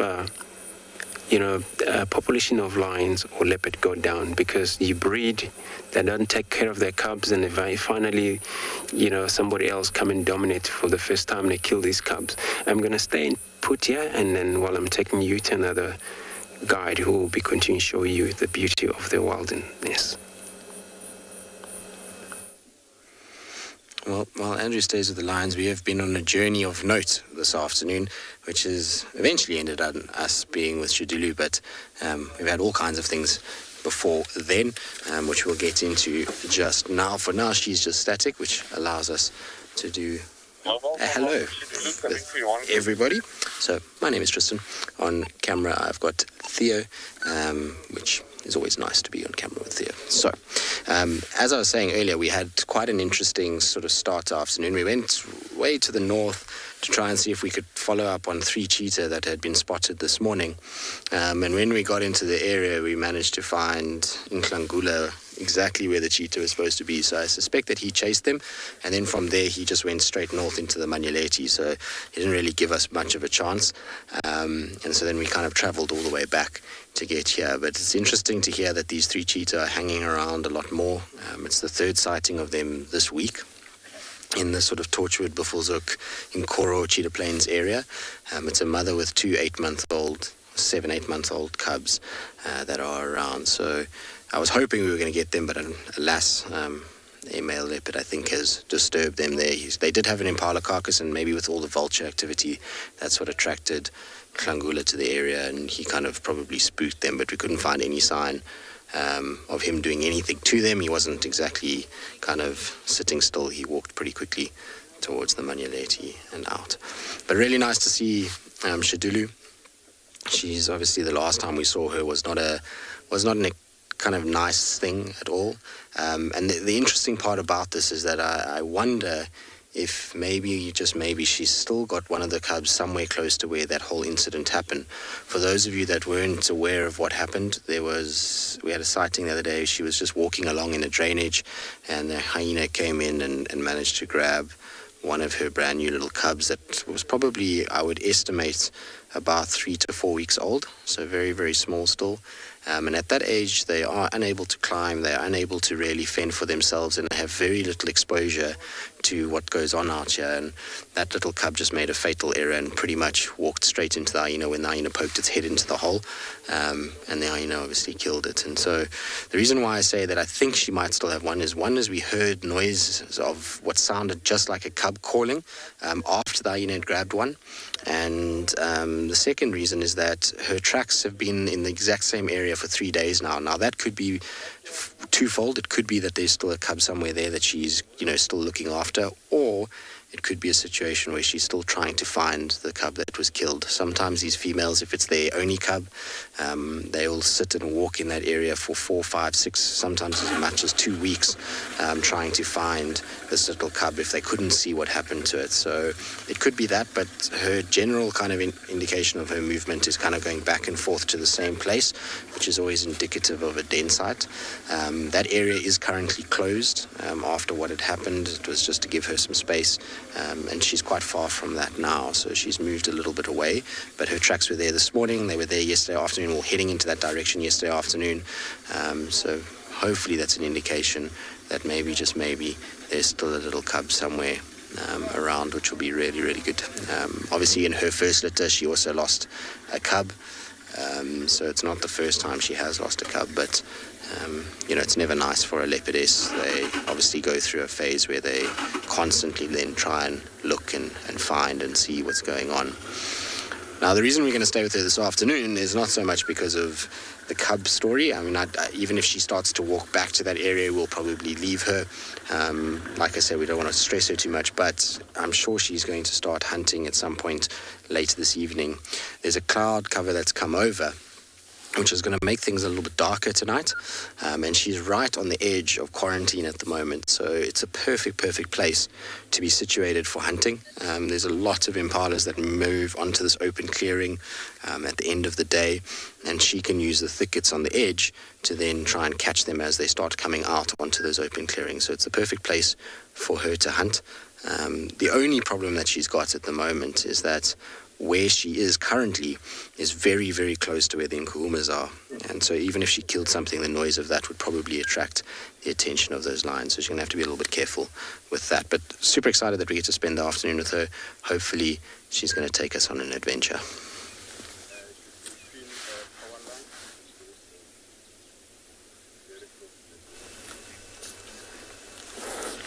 I wish all the best to that leopard. So back here in the Mara, we've come across this small elephant herd, and they look like they're just walking slowly towards the escarpment. Now, this is a daily routine that we always witness here in the Mara, where these families will come out of the marshes, walking slowly as they graze towards the Olololo escarpment area. And as you can see, lots of them have calves. They have tiny calves with them. And normally when elephants have younger calves, they always walk slowly because they're also, those calves get tired quite often. And so that's the reason why they have to keep on stopping and carry on grazing as soon as the calf get energy, they start walking slowly. Remember, this is only because of the help of the matriarch. They really understand every individual in these families. They know when the calves are tired. They even know when they're stressed. They even sometimes know what they're thinking of. And that is so important, because if it were not for these matriarchs, then most of elephants that we find across this terrain will be in such a stress.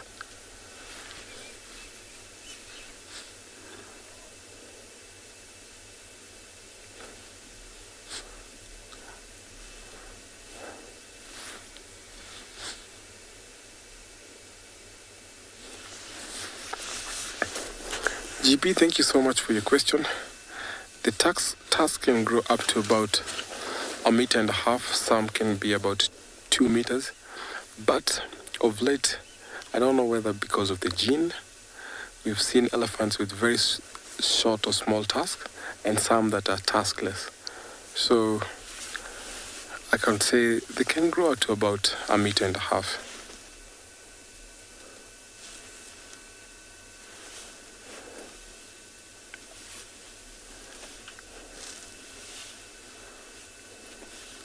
You can see the older females have very small tusks.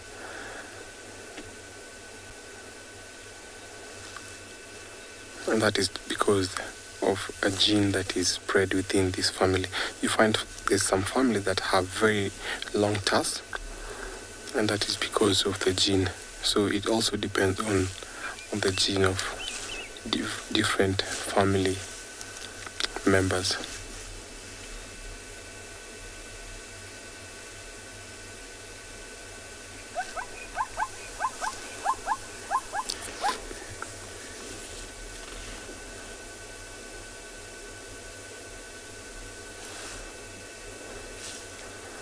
Thank you so much for your question. I didn't get your name clearly, but they can run to about 40 to 45 kilometers an hour, and that's super fast for such a gigantic animal.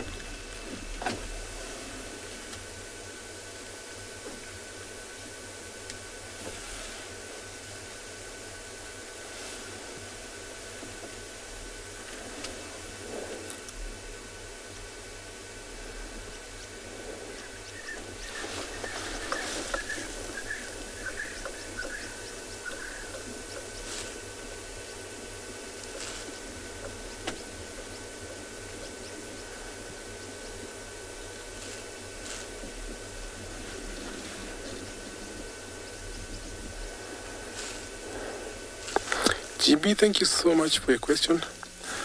Because of their intelligence and because elephants are super social, yes, they can adopt orphans. So often at times you'll find orphans or some that will be left out by their mothers, or maybe if their mothers are dead, they can often be adopted. So let's say, for example, one of the calves there loses the mother for maybe natural causes, then the rest of the females will really adopt that calf. So yes, they can always adopt them.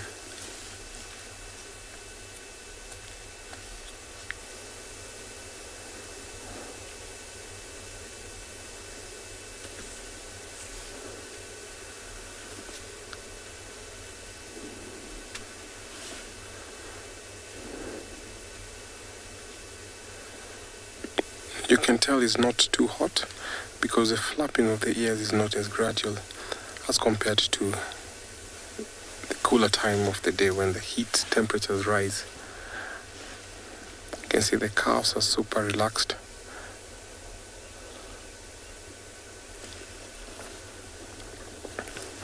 Always like when elephants are walking around as they graze. So I'm going to stick here and watch these pachyderms as I take you over to another live location.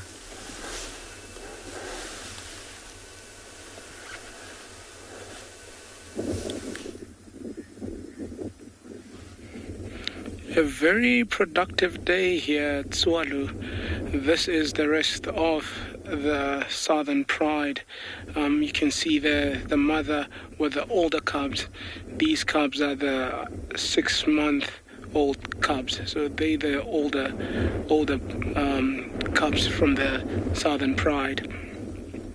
The only individuals here that are not here would be the dominant males, which this morning we left a little bit further from where they are.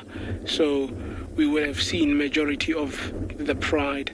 You can see how the young boys there have isolated themselves a little bit.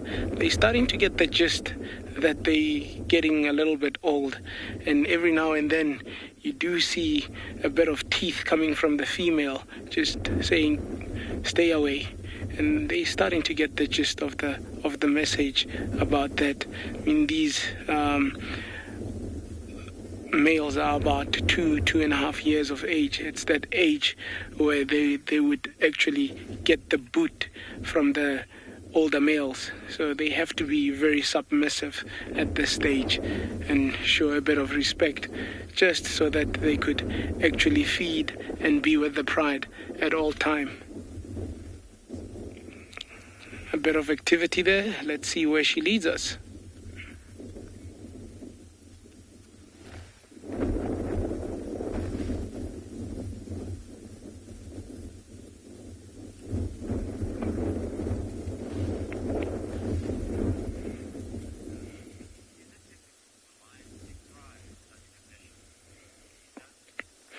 Lisa, is it difficult for lions to thrive in these conditions?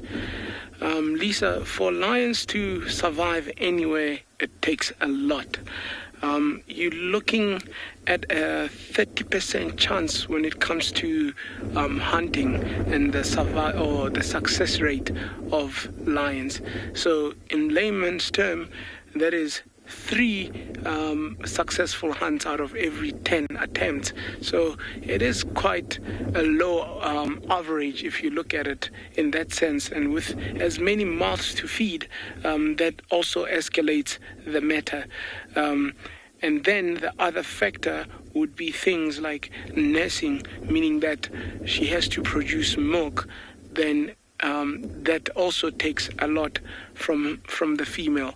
So yes, not just because it's an arid area that they need actually to make means of survival, but in general, a round-up in lions' survival comes down to that. But then out here, it will also be terrain, because for them, the general species means they must have grass to feed on and so on, and that becomes a vast thing for the general species, and it drives them to move quite a bit. So that would be followed by the predators to have to follow the prey species. So let us see where she takes us. This female obviously has initiated movement there, the cubs joining with her. And she's also heading towards there to see what's going to happen. Let's see.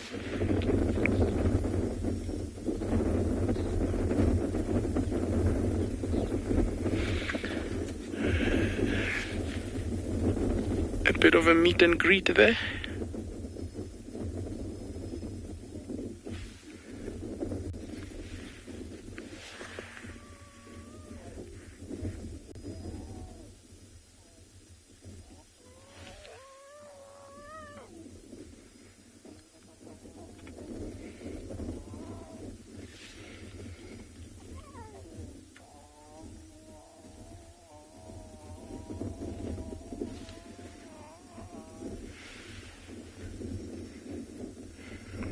Beautiful sounds coming from the cubs there. We'll keep with these pride and see what happens next.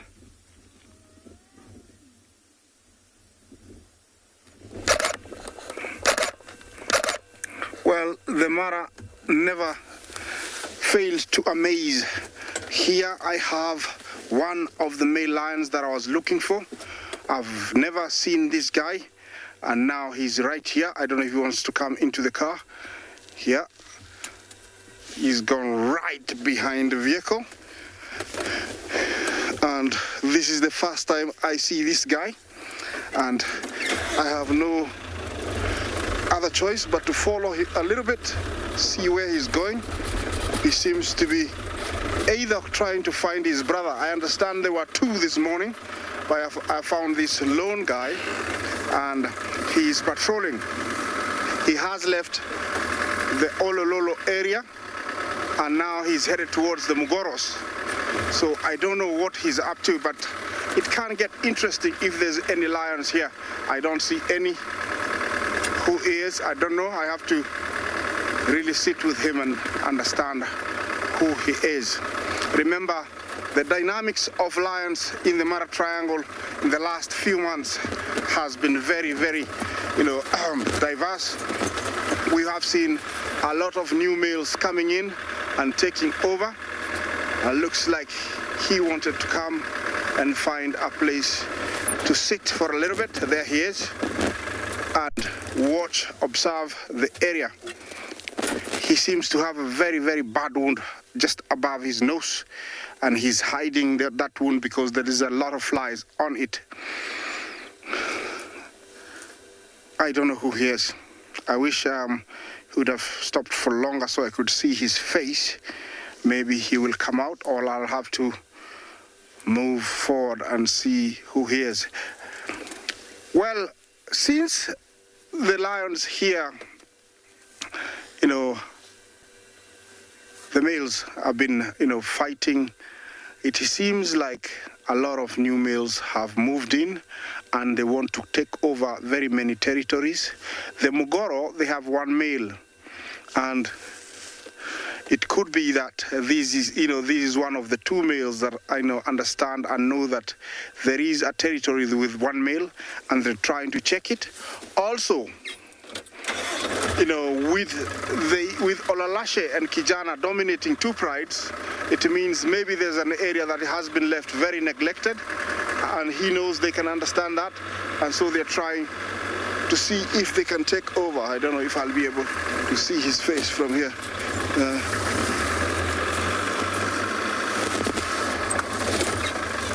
Yeah, no, he's still hiding it. So I don't know if the lions sense this and they want to come over and establish new territories. I'm thinking this is what is happening, because every other day, or maybe it doesn't go for more than a week before we see new males. He looks very healthy, he looks very big, but that wound on the nose is either very infected and he's trying to hide it from flies. It means that he will be very active during the night. I can't blame him because the flies will be resting at that time. This is the time of day where, you know, cats come out to look for what they're going to have if they haven't had one.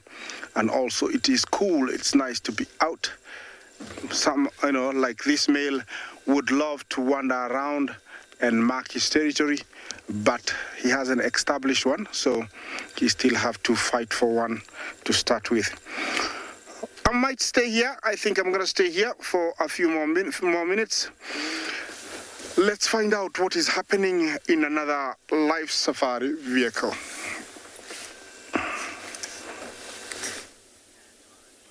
Talking about being more active, as you can see, Shadulu is now on the move. She's going through a little bit of a thicket and she's heading towards quarantine, which is going to be interesting. Now, I want to follow her and try and see if I can get a view of her tummy while she's out in the open, because I want to try and see if there's a fresh suckle mark there, because we'll know if there's fresh ones. So matted fur, that will be from a cub that's still alive. If she doesn't have fresh suckle marks, if it's just a loss of fur around the teats, then that could be old. But if it's wet and matted, then in the sort of 2 days since the incident, that should have been groomed out by her and would probably in all likelihood not show anymore. It would have probably been... Also, it doesn't look like she's got much milk, which is interesting, because even if she had no more cubs, she would have produced milk in the last little bit. It's not an instant stop in terms of the milk. It doesn't just stop overnight. So she should be then a little bit heavy with milk if she had no more cubs. So the fact that there's no milk there, I can't see her teats nicely, but it does look difficult to say. I mean, we're going to need her to lie down and show us a little bit better than what that is at the moment. But you can see it's definitely not hanging too much, which is always an indication that maybe, just maybe, this cubs have drank the milk that she's been producing. One, just talking. Coming here, marked a little bit. I wonder if she's not coming to check out any potential places where, if the cub is still alive, that she can bring it across. It would be very, very interesting. So far, there's been no scent marking, so it's not like she's spraying urine. It just looks like she's, at the moment, is is kind of just looking around. She rubbed her face a little bit, which I suppose is a scent mark, but she's not spraying heavy doses of urine, and she's heading now straight towards a drainage line where we thought maybe, just maybe, when she was pregnant, she was walking that drainage line regularly, so we thought maybe she might use it. And I wonder if she's just coming to check out, just to see if there's been a lot of activity of other leopards around the area, because she'll pick that up quite quickly by smell, and then work out whether or not this is going to be an area she can potentially stay. No, she's going. I'm trying to see clearly, but it's so difficult when they're walking to pick up their teats. That's not an easy thing at all.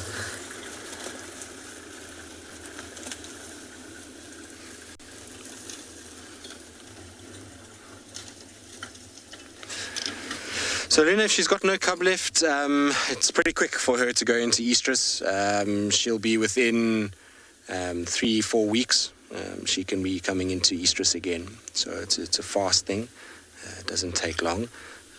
But I don't know, just that tummy, just like I say, there's just no milk in it whatsoever. It looks like she's been kind of suckled dry, if you want to call it that.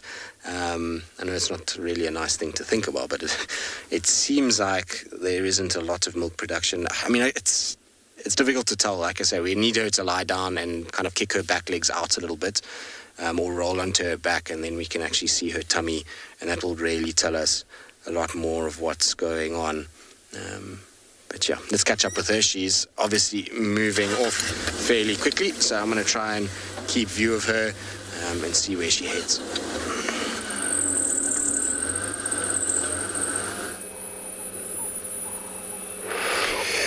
Good luck, Tristan.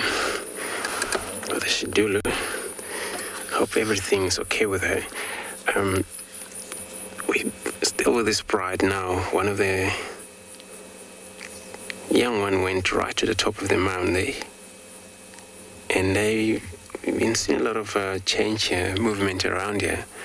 They've moved from the last spot where we had them, so it's a sign of probably now it's cooling off a bit. This is where they're probably just gonna take it on from here in terms of operation, move around, cover the ground of hunting as well. What happens sometimes, they move away from the males. The males do their own things, where they don't have to spend a lot of time with the bride. They have a lot of work to do. They all have to go over and over again, reactivate their territory boundaries. In that case, just to make sure it's a closed door for them, where nobody can get in, or if it's in a force of a power from another male trying to get in here, that's where you see a lot of fight take places. And of course, these 2 males, or with 3 males of Avoca, they have actually done very well since they get into this area, where we see a lot of one of the young one right at the top here. It's one of their babies. And then if they happen again, they might actually be able to breed. And not only with this bride, but the other bride. They also dominate the bride up north. That's the Talamati bride. So that way, it's so cool, because then they come to breed and take care of the bride, making sure these young ones all grow up safe. If it happens, they vanish, not to come back to this very bride over here. Finally, other male will find out eventually this is area where it's open for any other males. No, there's a lot of females, of course, but then they would tell exactly there is no male dominating this particular area, because if they were able to just pick up all scent of females, not a males, and this is what they will definitely easily to tell. No males in this area. This is where they come in, and I'm sure they will probably roll around, advertise their strength stronger, and then it's not nice, because the pride with the young one, they have to move away immediately, away from the area for a long time sometimes, not to come back until these cubs are full grown enough for them to be able to survive. I'm going to take another moment here and while I'm doing that, let me send you to another guide who will show you a beautiful of the wilderness in Africa. Welcome back, everybody, to andBeyond Phinda, where we've managed to eventually catch up with the cheetah that Djuma was with this morning. It doesn't look like she's caught in today. Probably not worth her risking running in such heat or high temperatures. And now that sun is slowly starting to disappear, there's quite a big bank of clouds coming over from the southern part of this reserve, which I wonder if it won't bring a little bit of rain later on tonight. But it's starting to cool off quite nicely, and I think both myself and Gerrit are actually quite pleased with the clouds and the wind that's now starting to pull through, because it has been an extremely hot afternoon here this afternoon. This cheetah mother who you see now lying, steering off to the right-hand side, has a couple of impala in her sights. The only thing that she doesn't have going in her favor at the moment this afternoon is the wind. It is absolutely pumping from her towards the direction of those impala. That, and there's just not much cover for her, so she'd have to try her best to stalk quite closely to them before she eventually sets off to try and catch one.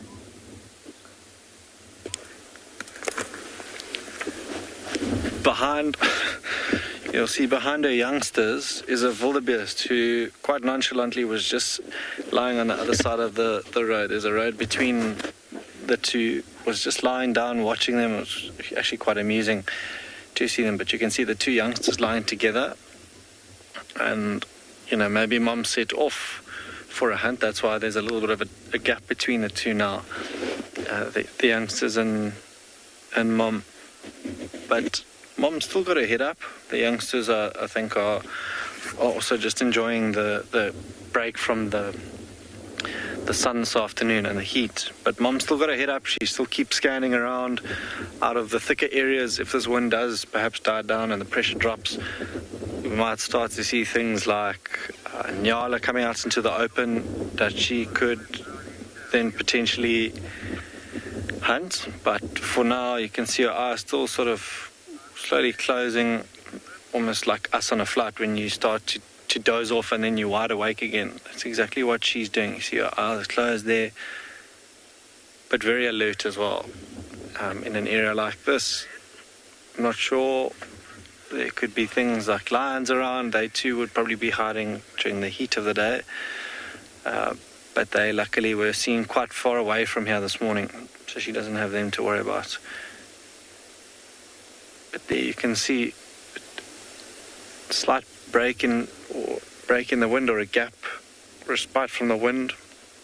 She's just checking to see if these impala aren't edging closer to her. But for now, her body language tells me that she's quite comfortable where she is. Maybe it's still a little bit too hot.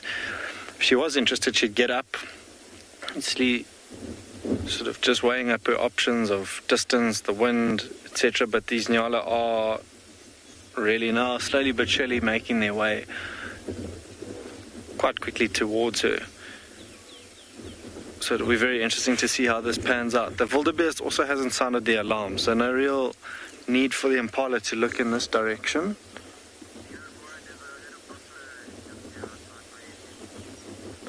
A couple of warthog in the distance as well.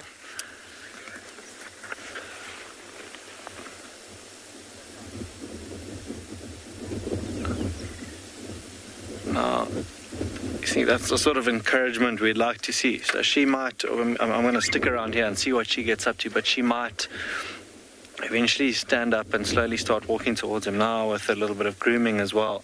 All really good signs this afternoon.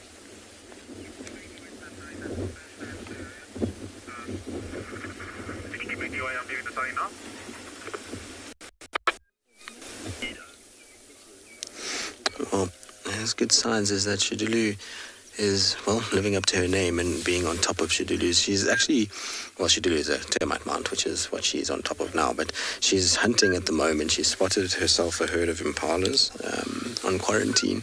So her whole body language changed completely when she got onto this mound. She kind of sneaked over the top, and from there has been watching intently towards these impalas. But she's going to have a tough time because they're right in the middle of the clearing and they're surrounded by wildebeest. Now, wildebeest have a pretty good sense of sight. They pick things up pretty fast. So she's going to really struggle to get anywhere near those impalas. What she rather needs is impalas that are slowly making their way out of the thickets and on the fringes of the open area. That would be something that would be far easier for her to catch. Also, to be honest, I don't actually really want her to be hunting in this area right now. She's got a situation where the lions are just way too close. If she kills an impala, the noise that will make will have those lions on top of her pretty quickly, and she'll lose it anyway. So what we can rather hope for is that she's patient, she sits and she waits a little bit, and then once the kind of sun starts to go down and the lions hopefully get up and maybe move back towards look at that, there we go.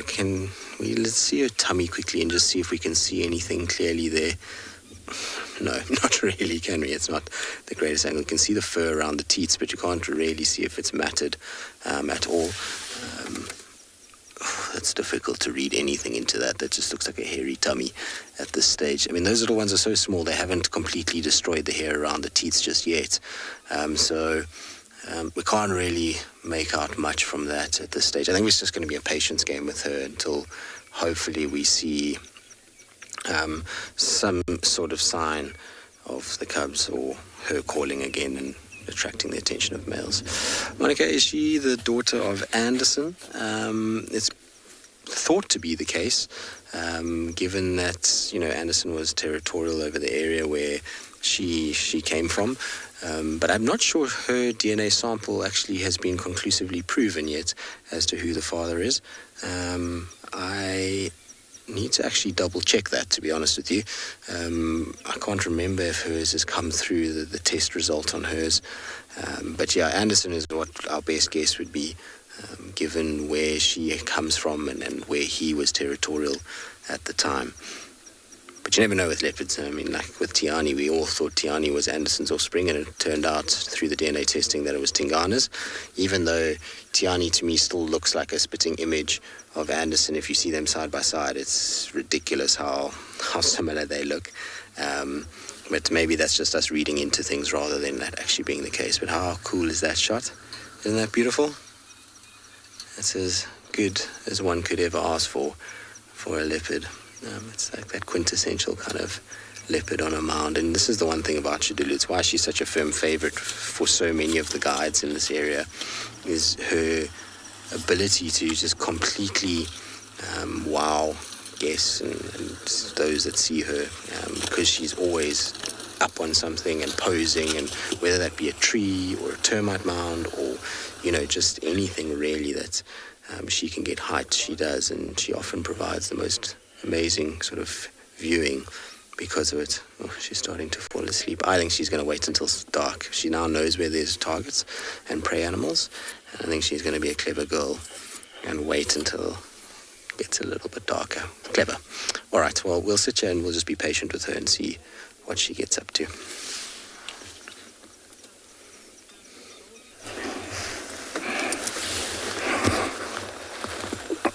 Well, look at the face of this lone guy.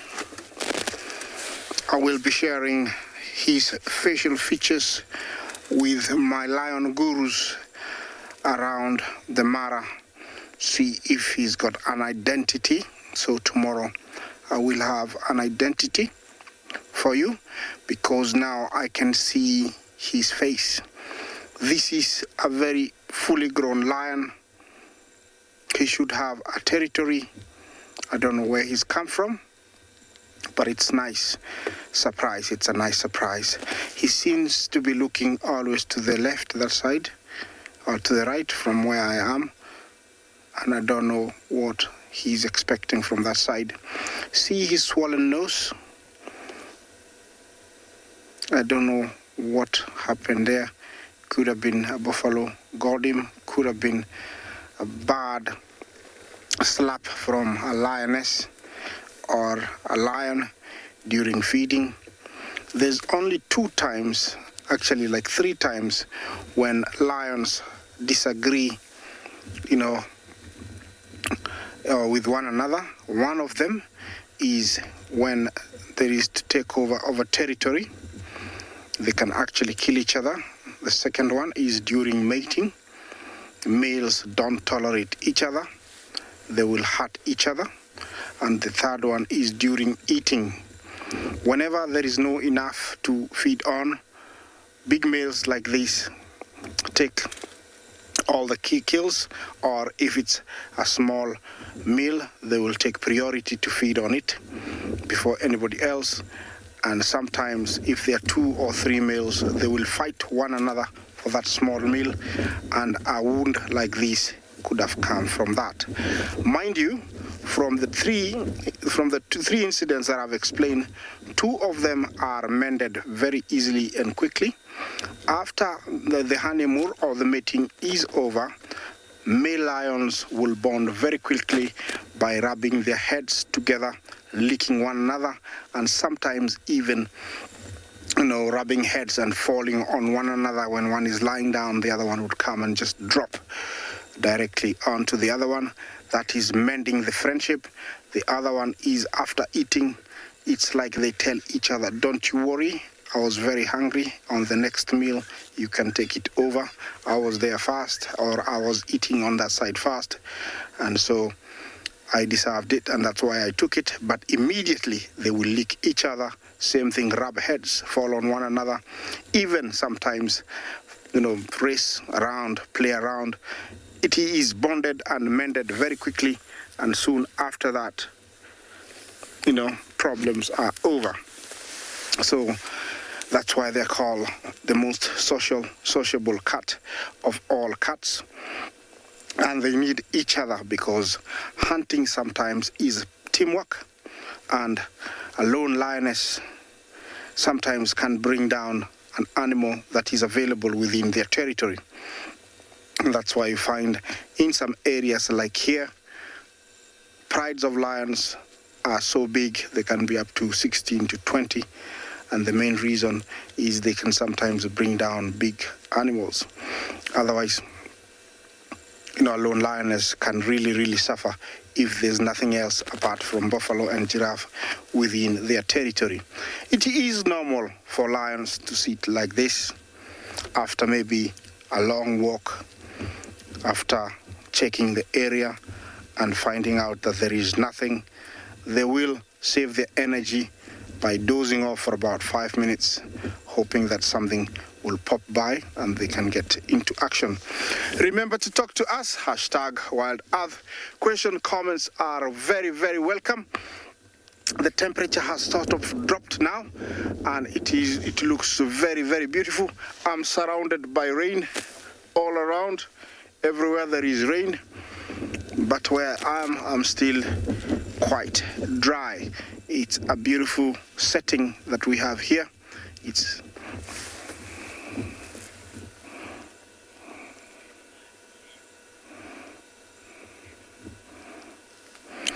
Anushka, Jumbo, what age do male lions leave their pride?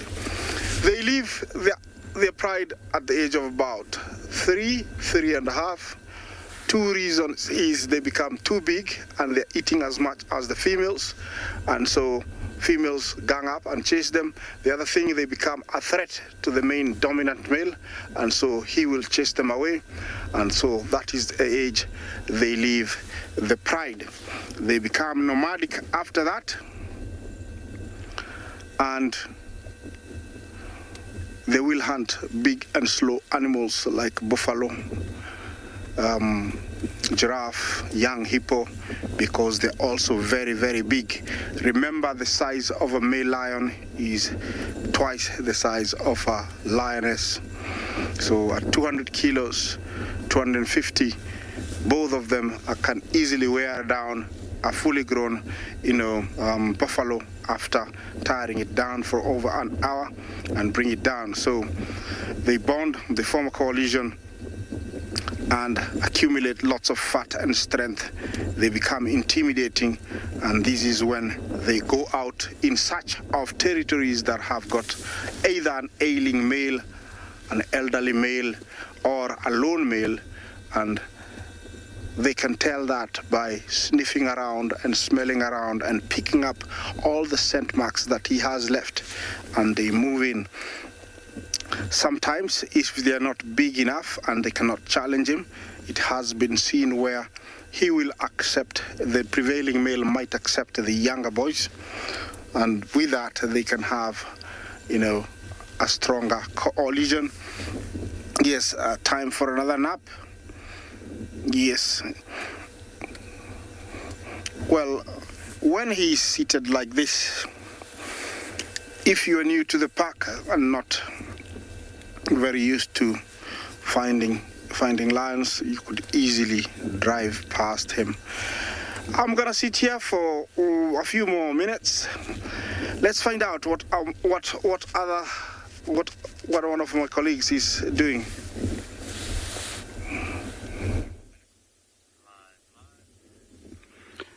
Mother still enticing the rest of the pride, just trying to get them going. Weather is now also on our side, where the sun has gone a little bit behind the clouds there. Look at that. So that should also be a plus for them to start actually thinking about being a little bit more active. We've also thinking about these cubs that they've been molesting and crying for milk. So there we go, big yawn, getting all that oxygen in that's needed for the night up ahead.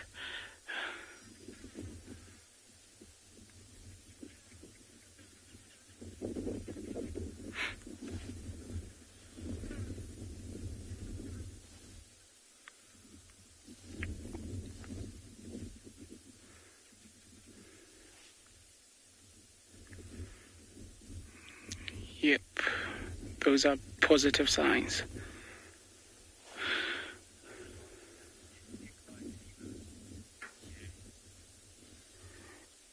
Yeah, do lions get tick bite fever? I am entirely not sure. I've never heard of it. I got a question like that the other day, and I tried looking into finding out about tick bite fever, and none to my knowledge, and none has come up about such. I do know of other diseases though that lions do get. I speak under correction though on that one, but I've tried looking into it and asking a few other people that might have more knowledge than I do, and nothing has come back positive. So in that case, I would say no.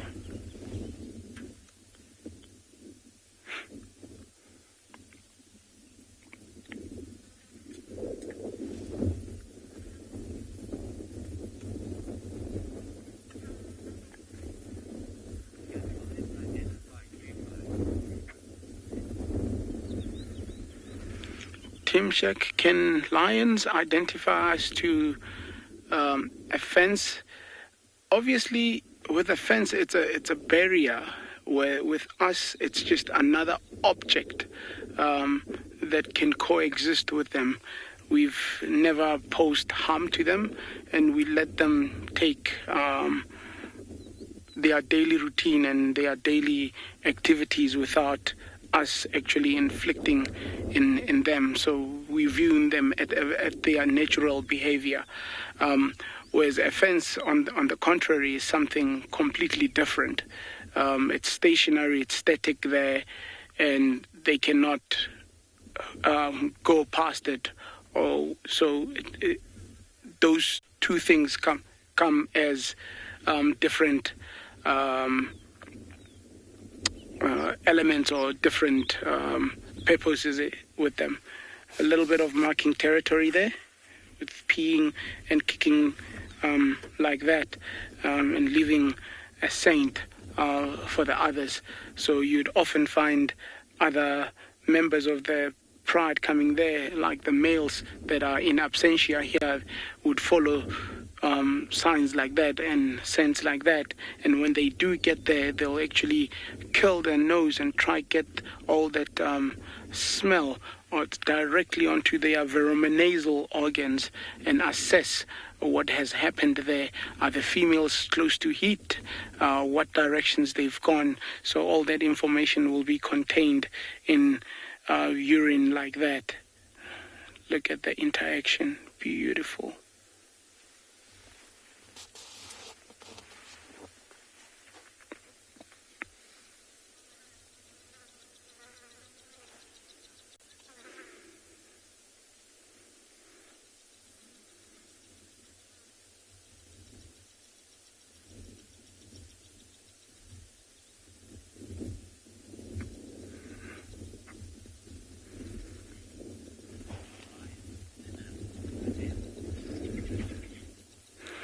Miss B, are lions thinner in the desert?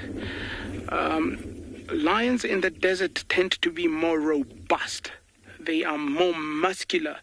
Look at the shoulders there on the female. Look at just that shot, how she's built. More robust because of the loose sand. It's heavier walking and having to run there. Look at the flank. You can actually see on the flank, it's like a muscle cut going all the way to the hindquarters there. So they are ripped to the core simply because of how the environment around them just requires. And also if you look at their feet, they would tend to have bigger feet so that they don't actually sink in the sand. So those are just adaptations of the Kalahari lions.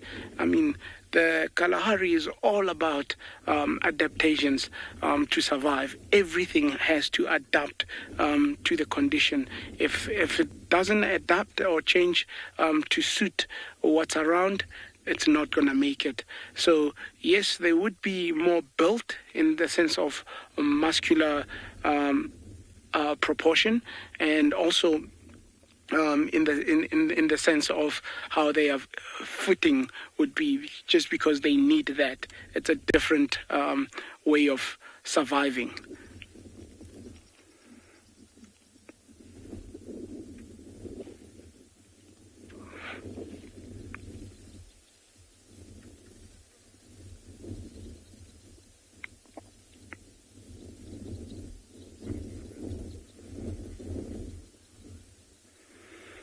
We'll still stick around. There's a bit of activity starting to happen, hoping for the best. We'll send you off to the next property in Africa.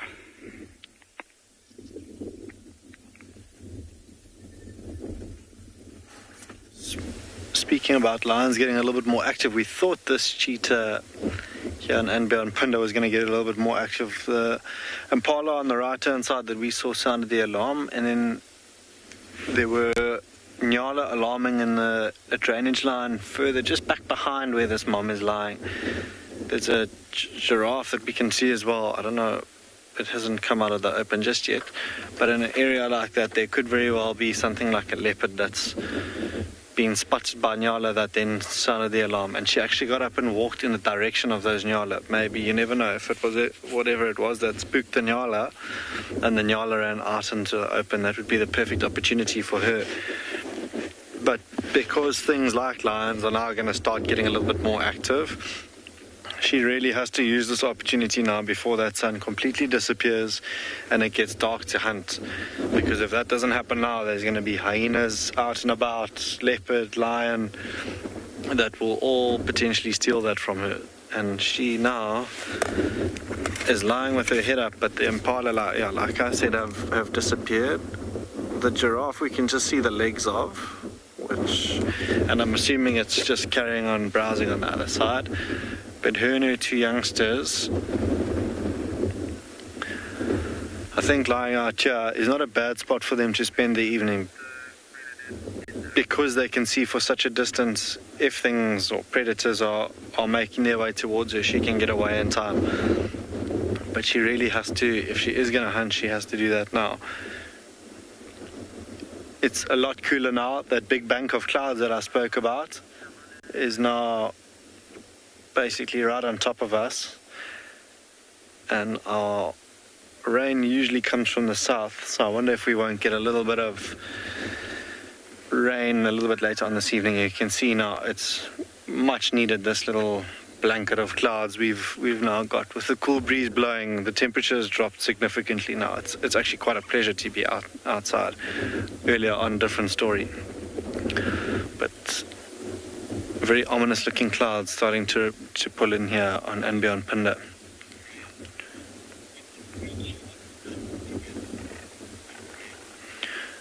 Andreas, you asking if these three cheetah will hunt together. These youngsters are only at the age of about 8-9 months old, so not quite ready to join in the hunt with mom. They'll probably hang back and watch mom hunt, and a little bit later on, well, yeah, in a couple of months' time, end of November, beginning of December, when impalas have their lambs, she might look to catch one, and that's what the youngsters will use to practice and hone their skills on. Is something like an impala lamb. So not quite at the age where they can join in on a hunt. That will be entirely up to mom at this stage. But you never know. If they find something as small as a scrub hare, they might look to chase it and catch it. Even game birds, they'll often try their luck at.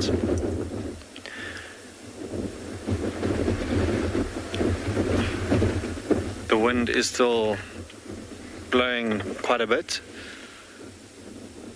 this afternoon here, and from the side that we heard those nyalas barking, I haven't seen anything emerge just yet.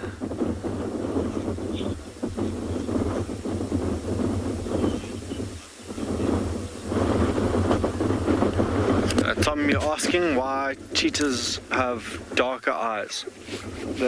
And lions have that whiter color around their eyes. That whiter color around the eyes actually helps lions see significantly better than they would otherwise under the cover of darkness. With cheetah, because they hunt during the day, and at times when things like lions are fast asleep, there's often a little bit of a glare, so that actually helps them. And you often see those NFL football players and the likes with those with those black stripes underneath their eyes. Similar to that, but with the glare that they get in the heat of the day when that hot air rises off the earth, becomes very sort of hazy, and that just helps her when they hunt and move during the day.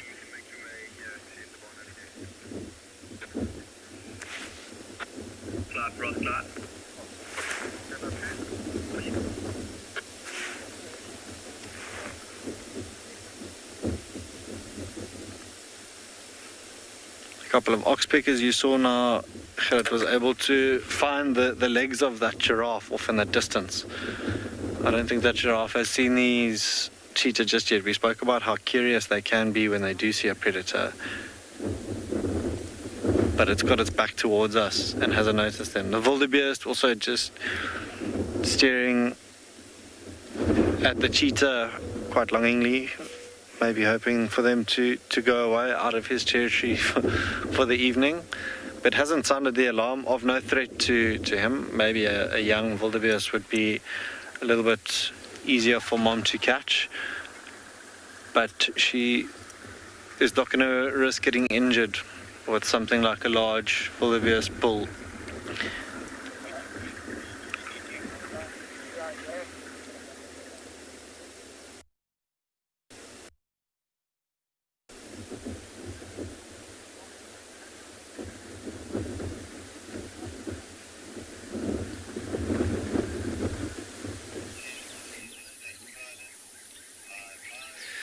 Cool, welcome back. Now, I had to stop at this tree, and luckily one of them has actually presented itself at the top. I'm going to keep quiet so you can try and listen to them quickly. probably about 50, 60, maybe even 70 of them sitting in this tree. One right at the top, they are European bee eaters, an incredibly beautiful bird.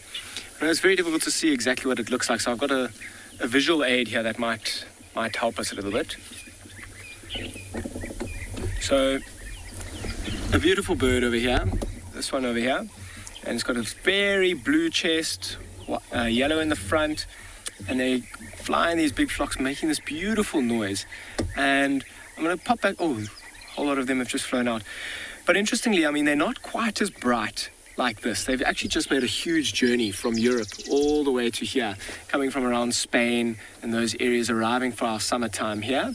And it's a long journey to make. And once they get here, they don't look nearly as bright and colorful as they do in the book here. And you'll see once particularly the alates and the insects all start coming out with the rains, they'll start to feed on these insects, which are incredibly nutritious. And once they do that, those colors will become super vibrant once again. It's amazing. After that long journey, they come and they're looking quite dull, but I had to stop. I haven't seen a large flock like that yet this year. Can you hear that high-pitched chirping?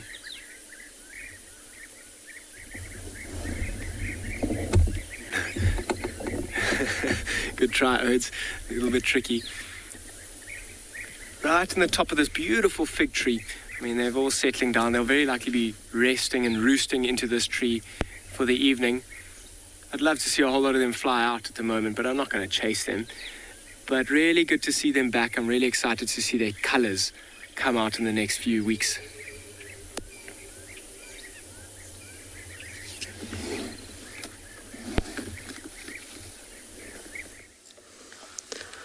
Well, something that hasn't flown away or moved at this stage is Shadulu. She is just taking it easy still. She kind of is turning around on the mound. She's watching these impalas, and I'm 99.9% sure she's waiting for nightfall before she decides to actually do anything.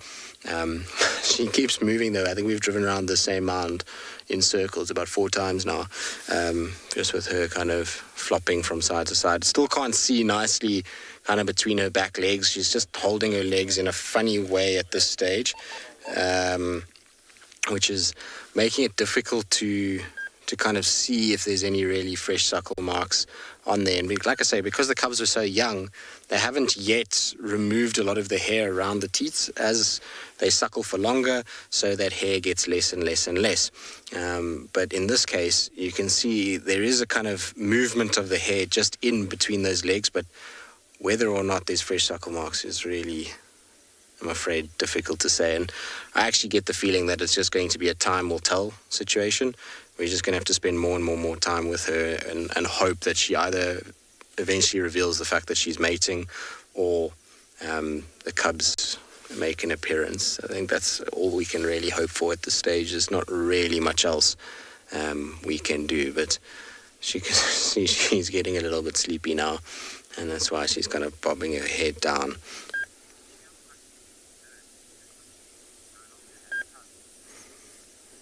MC, no, generally not, particularly not in leopards. They will not continue to nurse when they don't have cubs. The instinct and the drive for wild animals is to have cubs and to be able to further their lineage. And so as soon as she loses them, if she can't find them and she looks everywhere and she calls and she does that, within sort of 3 to 4 weeks, that body starts to come into an estrous cycle again.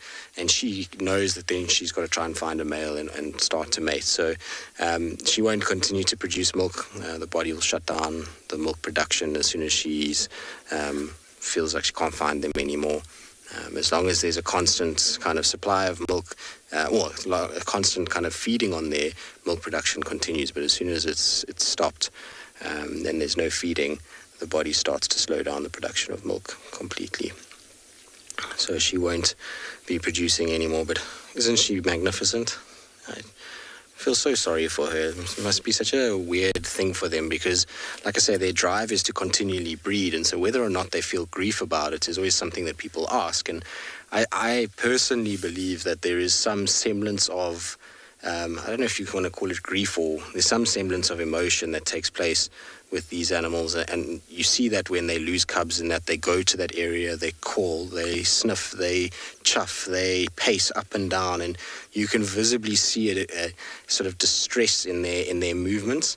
And so while it might not be grief, there certainly is an emotion that is expressed through them, and how can there not be? There's an attachment I think all mothers will understand to their offspring, and when it's lost, there's a franticness about trying to find it, and so I'm sure they go through a period, but ultimately their bodies quickly start to produce or go into an estrous cycle again, and that drive to further their offspring or their bloodline takes over, and they then start to mate. So whether that grieving period is 2-3 days or a month, I mean, that's something you'll struggle to ever be able to measure, but I certainly do feel that there's an emotional response to a loss of a cub. Like I say, when you watch her and what she was doing the other day after that cub was eaten, and how she paced up and down looking for it, sniffing where it had been eaten, calling, trying to find this little one in the hope that it had gotten away,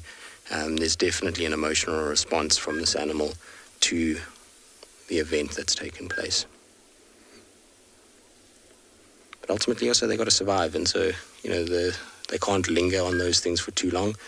Survival means that they've got to quickly start to get going and start to think about finding the food that they need in order to survive. I have no idea what she's managed to find now. We'll see. Seems like she's kind of become a little bit alert, so I'll just be patient and wait with her. I'm sure we're going to see her getting going sooner rather than later. It really has gotten a lot darker just in the last 10 minutes. The light is changing heavily at the moment, so I suspect that she's going to get going and starting to hunt pretty quickly. Nice little termite mound though, isn't it? She certainly chose a better one than the first one she was on. The first one she was on was covered in grass. This one is a lot nicer for us to be able to view her.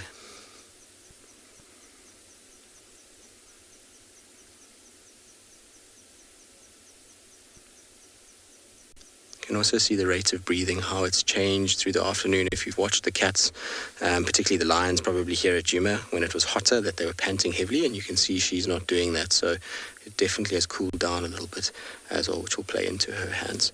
All right, well, we're going to see what she gets up to. We'll just be patient, and hopefully she'll get going shortly.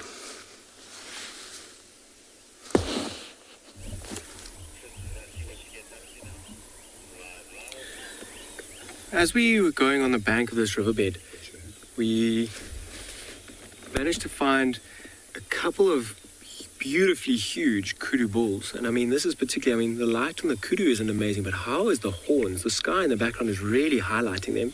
You can see those curls and those pointy tips. He's got a bit of a... No, doesn't have a limp. I thought he might have. But how is that for majestic and such an iconic picture for this part of the world? I mean, the symbol of the Kruger National Park, and a truly beautiful and majestic, proud-looking animal. And there are a couple more. And he has another really large one right on the river bank, just feeding on that shrub, browsing. And you see how he moves his head up. Look, when he moves his head up, and you see those horns kind of lay across his back. I mean, they hang around in these thicker areas feeding. Most of the time, it can be quite tricky moving through thick bushes with such big horns. You'll see them pop their heads up like he was shortly, and those horns will almost lie across their backs, making them far more streamlined to run through bushes, particularly when being chased by lions or whatever it would be that chased them. Normally lions. Have a look at those white tips the top of the horns as well. This is a mature bull. You'll see those white tips start to develop even more as he gets a bit older. Look at those ears, huge ears, moving all the time. He's got an incredibly good view from where he is over the riverbed. We have just come from there. I hope he doesn't see something that we missed. And across those eyes, those white chevrons, they really are beautiful animals. I wonder if something hasn't got his attention. Look at those stripes on his back as well. For such a big animal, he's almost hidden behind that bush, particularly the front half of him, even with such big horns. Only when he moves, you'll see he will freeze as well. If something gets his attention, he will freeze.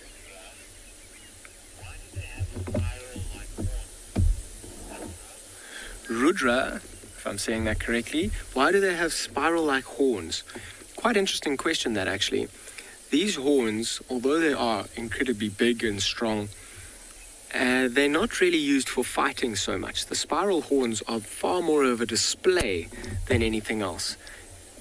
If they are competing with one another, we've just come out of the mating season where the males would really be competing for females and breeding rights. But they will size each other up, almost walking around in circles, sizing each other up and trying at all their best to avoid a conflict. So if they are very evenly matched and they do come into a conflict, those spirals are not great for fighting. They may in fact actually connect to one another, particularly being so long and spiraled. And if they do connect to one another, it can be very, very difficult to become unconnected, often killing both of them, or one will die and then the other one may even die of starvation or thirst because it cannot get itself unconnected from the other one. So the spirals are simply a display to one another.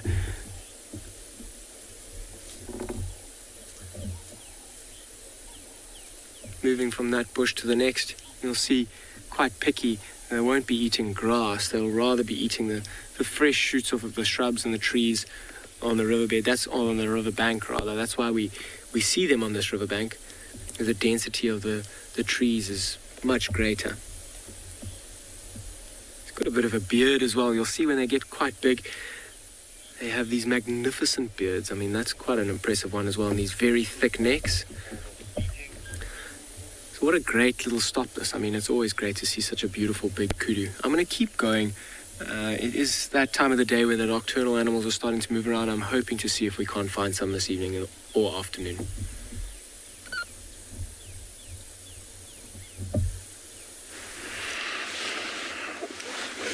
From the magnificent beard of a kudu with down to this very, very much magnificent sun setting off to the western side here on andBeyond Phinda. Everybody, these clouds have been rolling in all afternoon, and there's still a little bit of a gap where we are able to watch the sunset this evening. We're actually quite spoiled. That giraffe is slowly but surely emerging out into the open as well on our far left-hand side. Maybe he too makes a silhouetted appearance.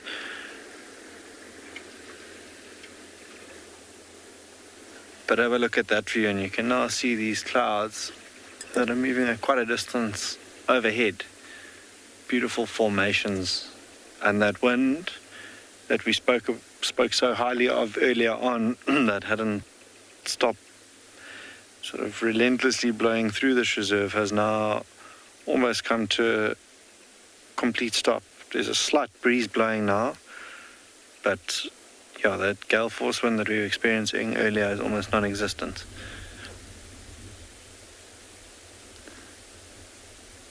Beautiful skies here. That last little bit of light coming through this afternoon is stunning. That giraffe sadly not quite highlighted like I thought it would be. Bushes, so we'll have to leave that for tomorrow. But yeah, definitely not a bad end to the day to just sit and watch and appreciate that sun going on.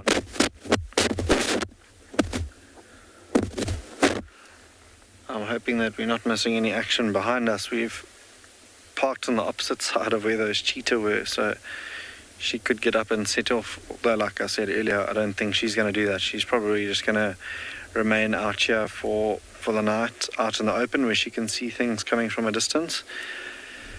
And then tomorrow morning, first thing, I think first light is when she'll set off to try and catch something.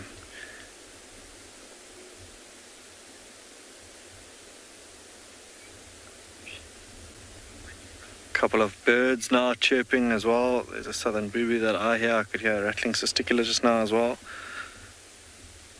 Now that it's a little bit easier for them to do so, otherwise they'd just be clutching onto a branch in that wind. But now that that's calmed down, they're a little bit more chirpy this afternoon.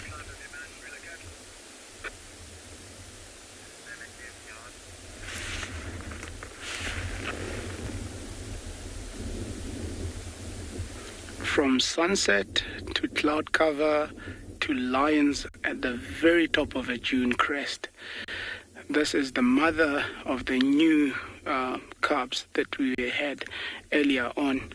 Obviously right there at the top of the dune, using the dune as a vantage point, just trying to suss out what could be beneath them at the lower point there, and knowing what to do in the dark hours as they approach, where to go, where to look for food, and so on. Obviously leaving those cubs under that shepherd's tree that we just saw, a very safe place for them to be there for the night.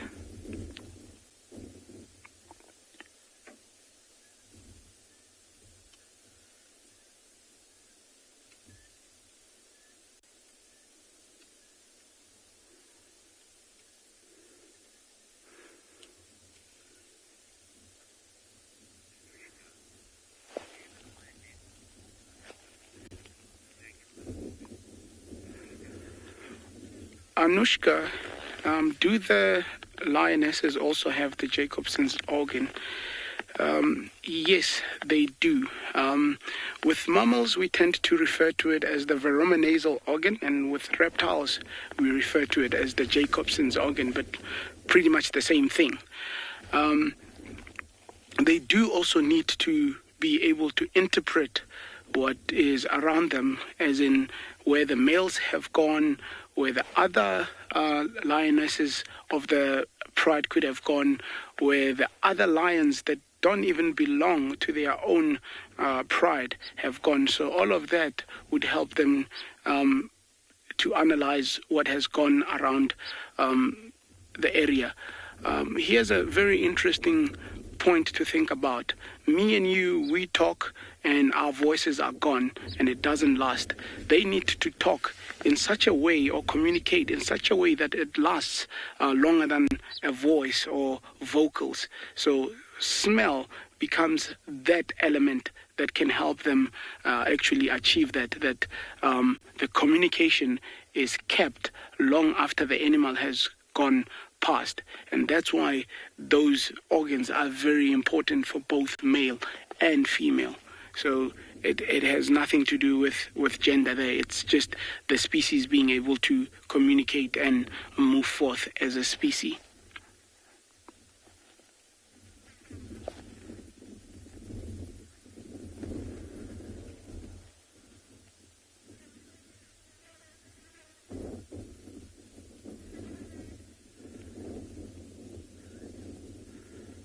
Every now and then there's a bit of a contact call coming out. Probably also waiting to hear if there's any other communication coming from elsewhere.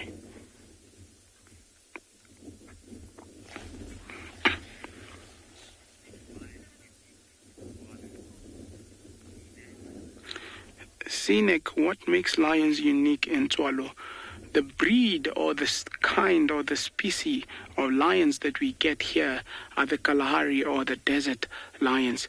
They're unique in the sense that they tend to be, with the males more especially, they tend to be darker. They have that tinge, or not even a tinge, but a very dark mane developing there. The females also would have a tinge of black on the coat if you look from an angle. And that's just a buildup of testosterone that the environment really requires from them, that they actually produce so much for actually endurance and walking up dunes, walking up loose sand, and so on. So that is what makes them different from other lions. It's a variation you will get here at Tswalu.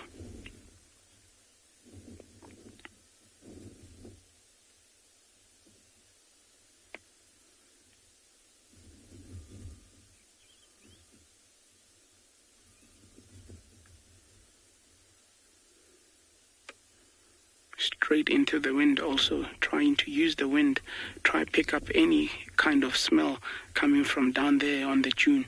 So everything, look at how forward those ears are pointing, just trying to pick up everything, engaging all those senses.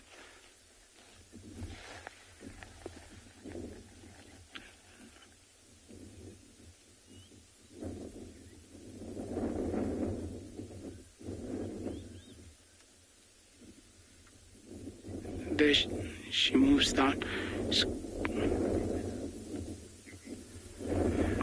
Louis, this is the time where everything comes into play.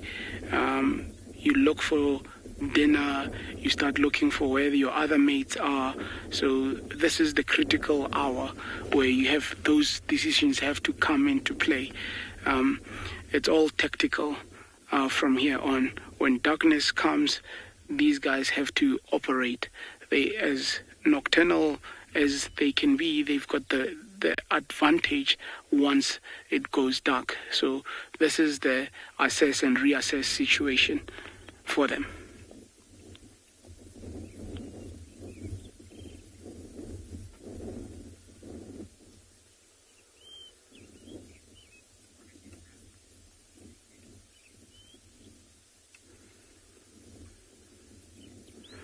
Guys, we're going to stick with them, sending you over to another beautiful location in Africa.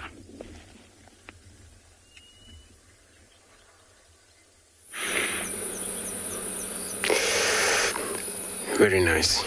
The best thing to do is just to see what the lions are up to, and especially if it's an open area where they can see far away. Luckily not in this area. We're still staying with this Pride, where it's actually covered here. There's nowhere else they can see far. Since these two, they're still right on top of this mound, busy cleaning himself. And the rest of the other Pride just lying on the left-hand side of this mound, or left-hand side of us.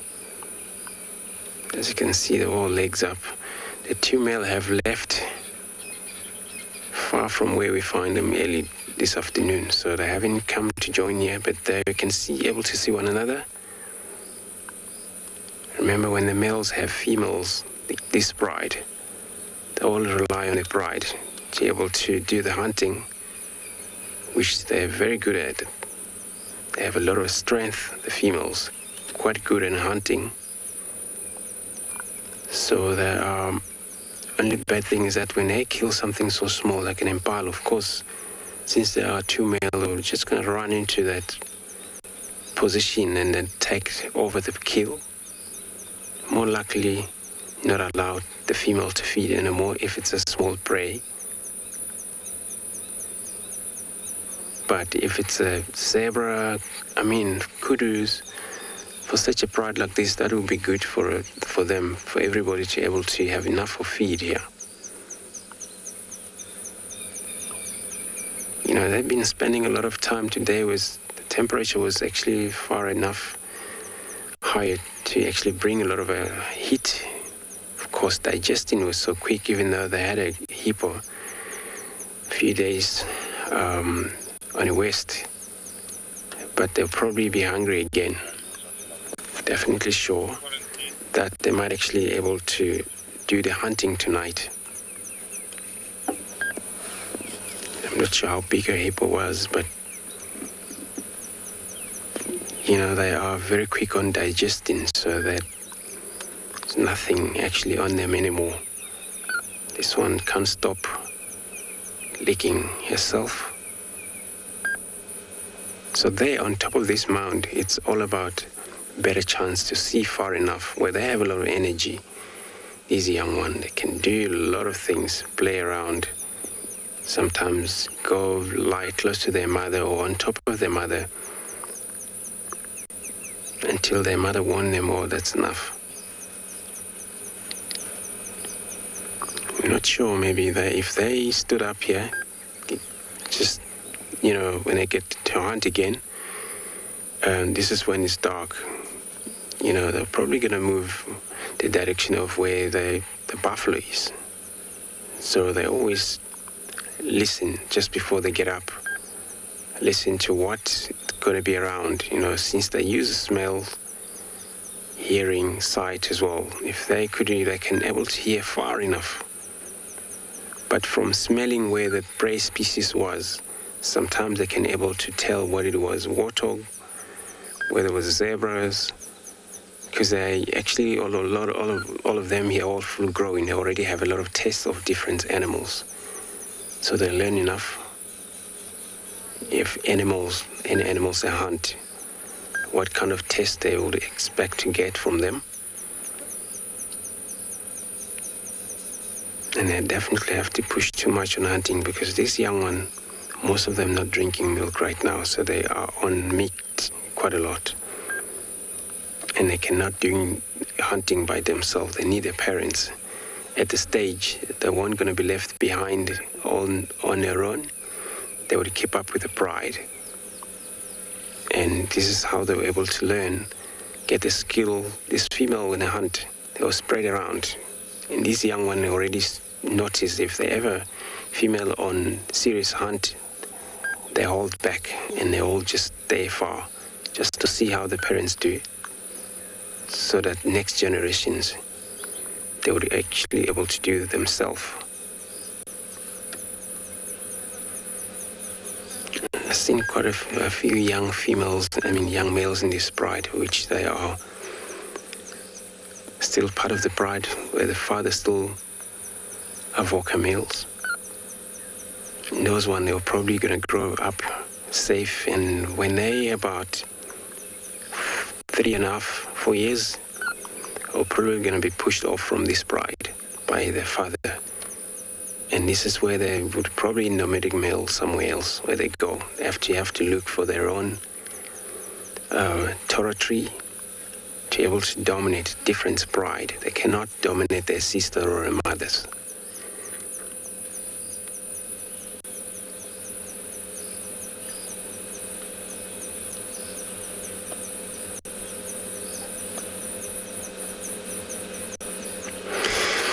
Good afternoon, Yogashoa. You want to know if the pride ever leave their pride just for food? What happened, if that ever happened, it's when they is overpopulated in pride. It got 30 in pride. And of course, they were able to split in between. Or maybe 10, they would move different way, the others will move different way. They still consider as the same kind of family of pride, even though they're kind of like, all spread around so much. I've seen that happen once. The two pride was from the one pride, but there come so many of them. It was actually not comfortable anymore for them to be able to have enough food every time they hunt. And they spread between, and then 15 move different way and the other move different way. But every time they come across one another,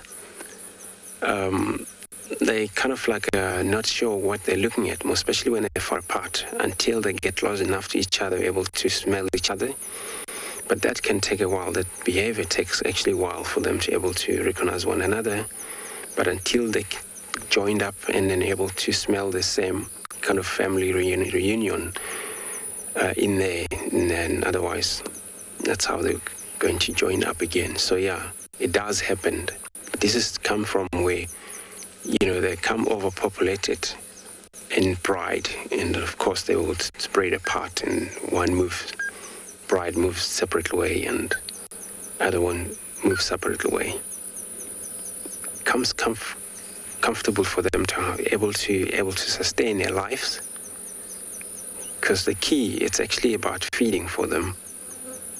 And if they don't feed or can't have enough every time they kill, 30 lions for a zebra or anything like that, there's nothing still. They would need more. So, but, talking about these 14, 16 of them here, still good. That they can actually able to, share even in parlors, even though they won't have enough. But they will finally have something on their tummy, then they got energy to be able to carry on for their next few hours until they get proper meat again. And that comes so much when there's not much of a choice what they have to hunt that time when they become very much hungry. So they can take anything from smaller antelope, even though it's so quick for them to, these antelope, they're very quick enough to get away from these dangerous big cats. But they work as a team when it has to. And they're most successful when it's wind. Pick it up, rain, pouring of rain. So that's a lot of successful for these cats, because what they do, when they have to hunt, then they face the wind, and then making sure they can smell whatever wind brings towards them, then makes a lot of prey species not to know what's coming for them, since they're downwinded. I'm going to stay and put here just to see if this lion will able to get to move while we're here. Let me take you to another guide who will show you the beauty of the sunset somewhere else.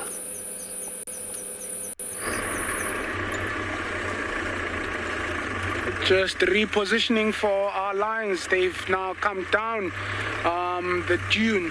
I'm gonna be following and seeing what they get up to here. Looks promising.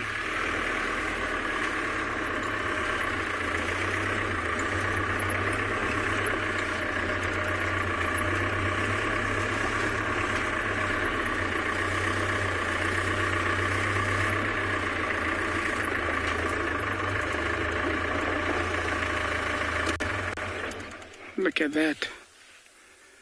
They keep putting their heads down, trying to pick up on some smell. A bit of contact calling also. Probably in search of others.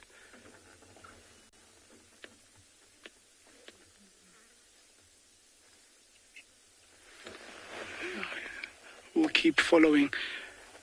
There's no response coming back, but they keep calling, and it's getting more and more often.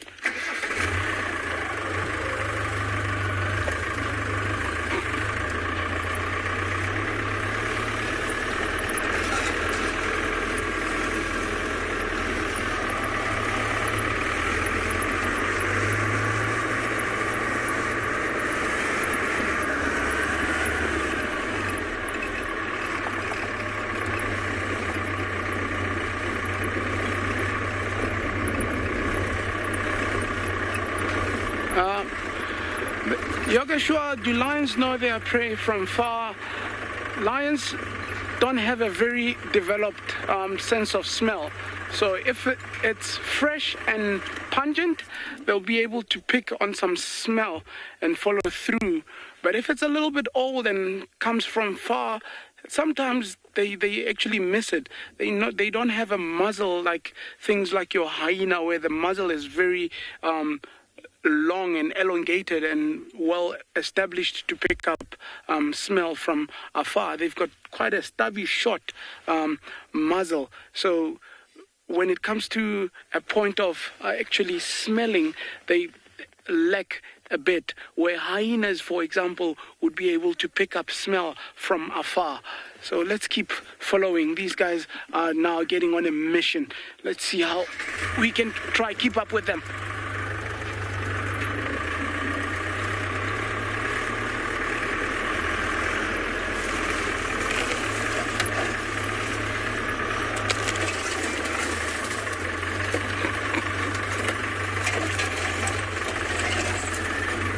The mother and cub also being a little bit mobile, so they're meeting up with the mother and cub.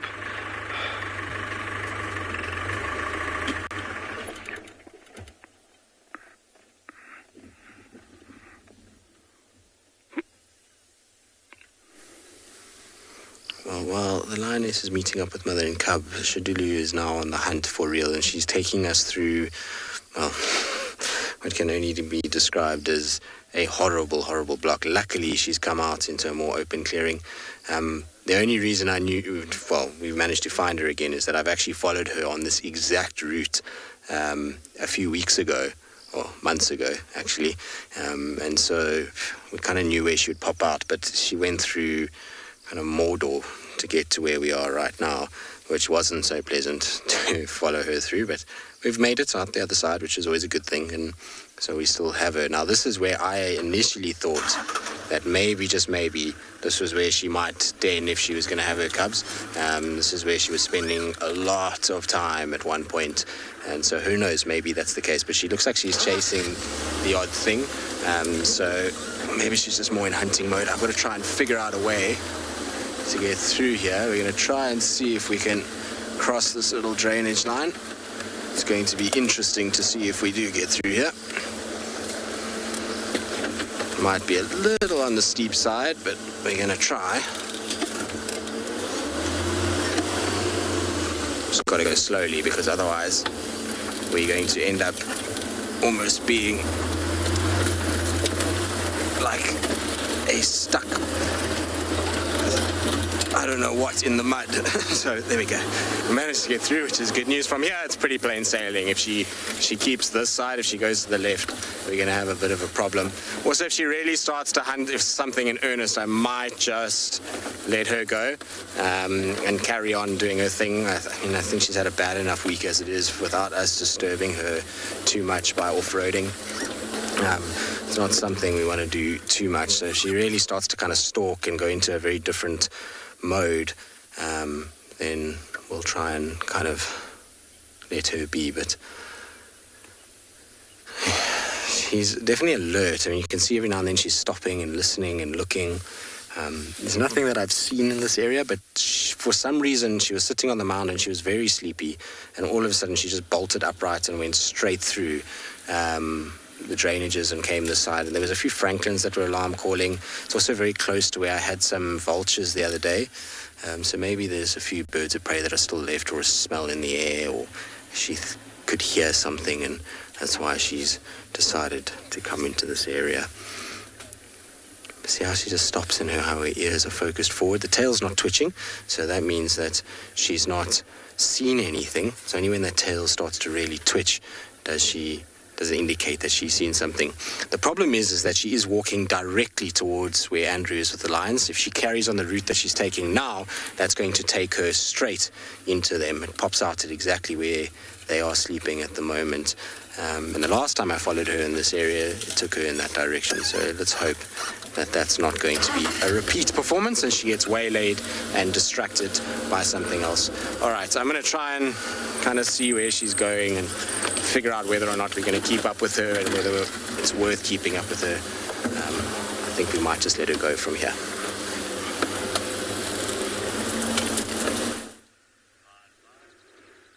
Oh, just another glimpse of the cubs, still in a bit of a thicket, but with a better view this time into the sunset. There you can see the golden light. It's the golden hour here at Tswalu Kalahari.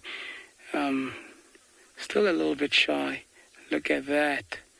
Look at that. Beautiful sun just about to touch the horizon there, the mountains.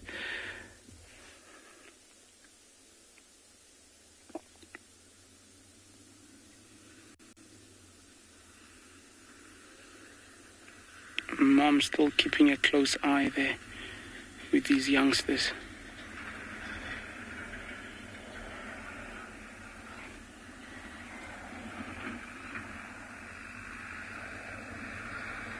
I'm gonna try reposition, see if they give us a better angle.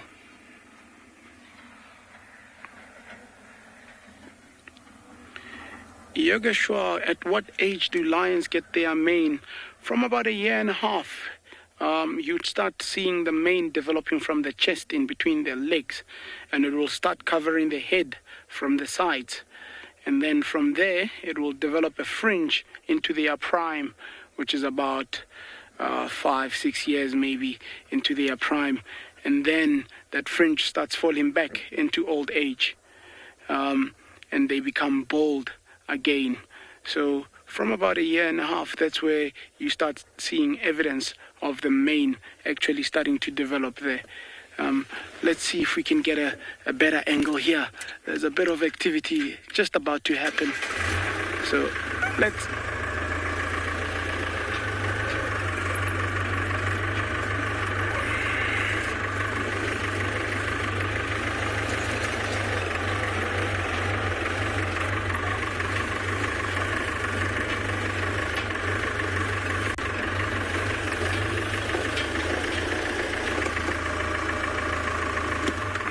try from there.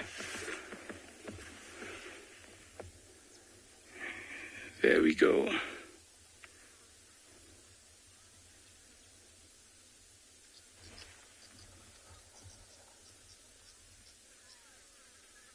Still trying to do a bit of a roar, like a meow. There's an old carcass where they're heading.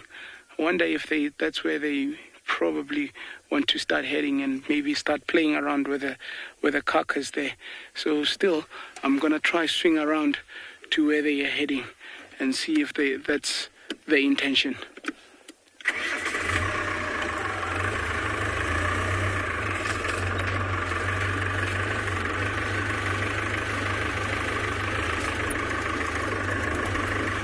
Just as this.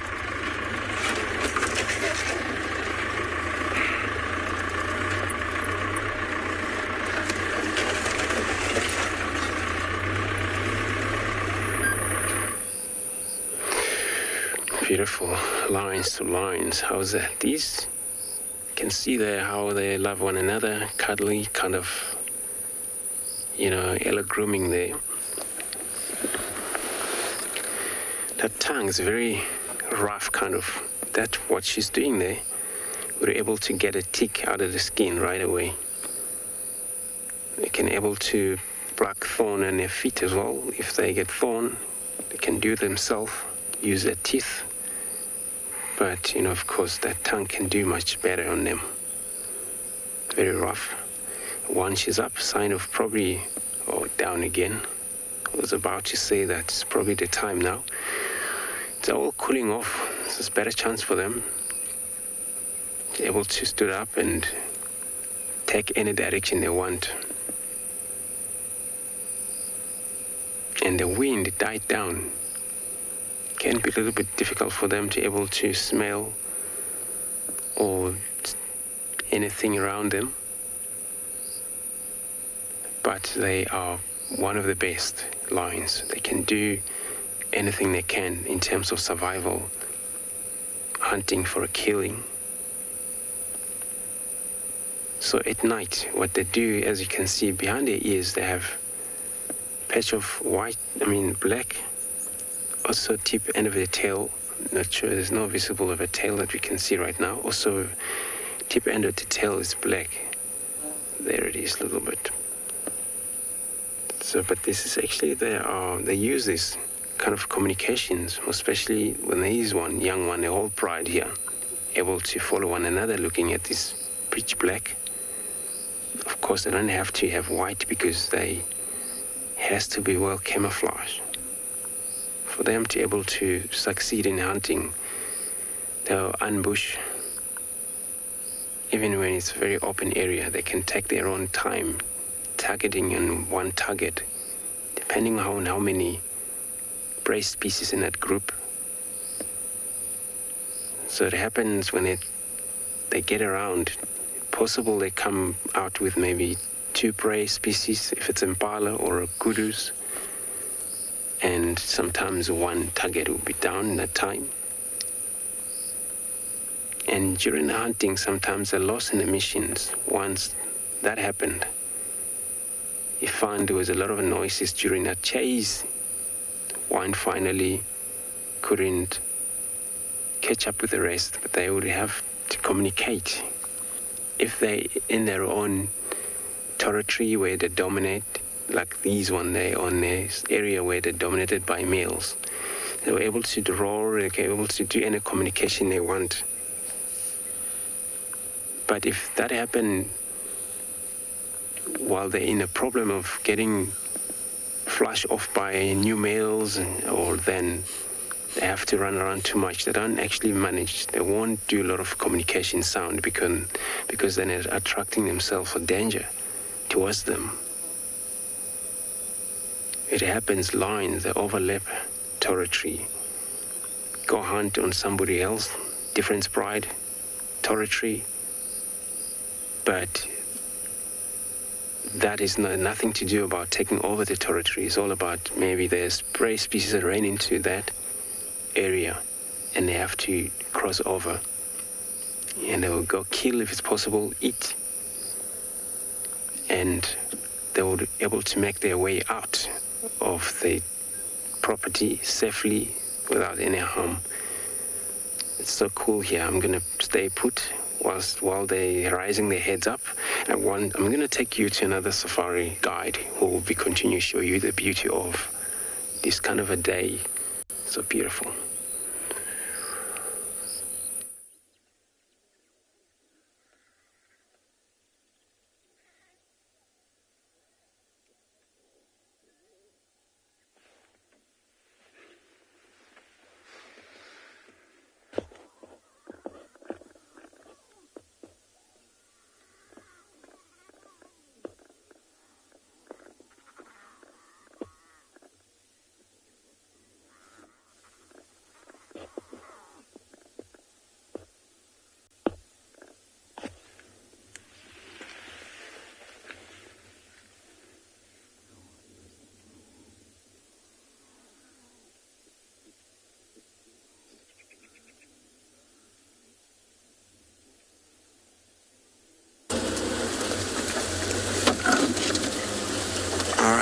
As the bush is, sometimes you get little technical difficulties. We are trying to make our way out away from Tswalu. She's luckily changed direction completely, so I'm hoping that maybe, just maybe, she picked up those lines on the air and she's just cutting completely now to the west rather than to the north. And so at least now she's in a situation where she's not as much in danger, but I'm trying just to get to the nearest road, but as you can see, it's really, really thick. She's just actually in front of me now.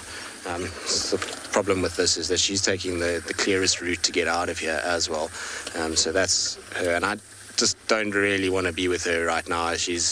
Whether she's hunting or just trying to move, I feel like these lines are too close for us to really be following her, so I'm going to leave her here.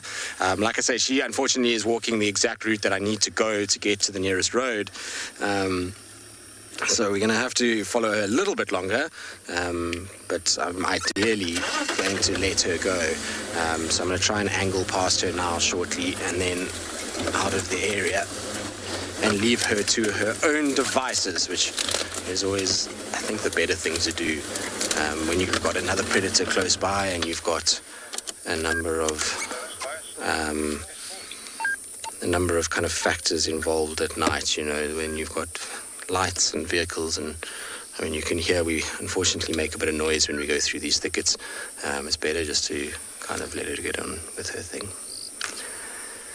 So when she peels off to the left here, we're going to go to the right, and that should take us out onto the road, and she should kind of cross the road a little bit south of where we are, which will be fine. But you can see her movements are quite erratic. She's kind of going in different directions. No, Tswalu, not that way. Like I said, she's taking the path that I need to take to get out of here. Sometimes this is what happens, is that you get into a situation where you've got an animal that kind of blocks your way a little bit. All right, we're going to try and get out of here, try and leave her. I think we've had a really quality sighting and there's no reason to be following her any further.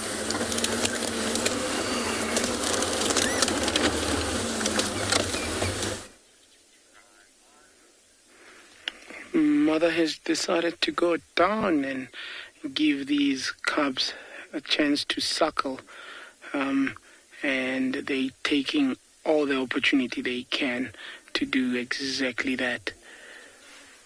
You can just see these ears sticking out there, and each of them fighting for a mammary gland to suckle on.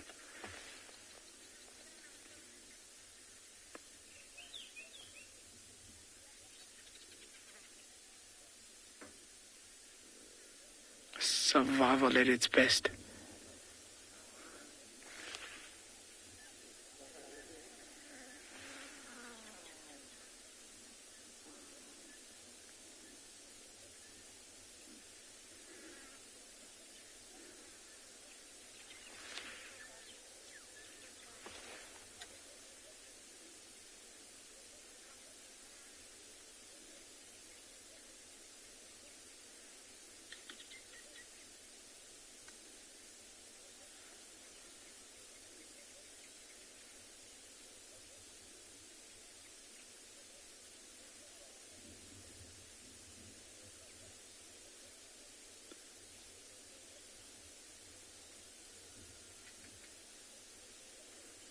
Looks like they all got a mammary gland.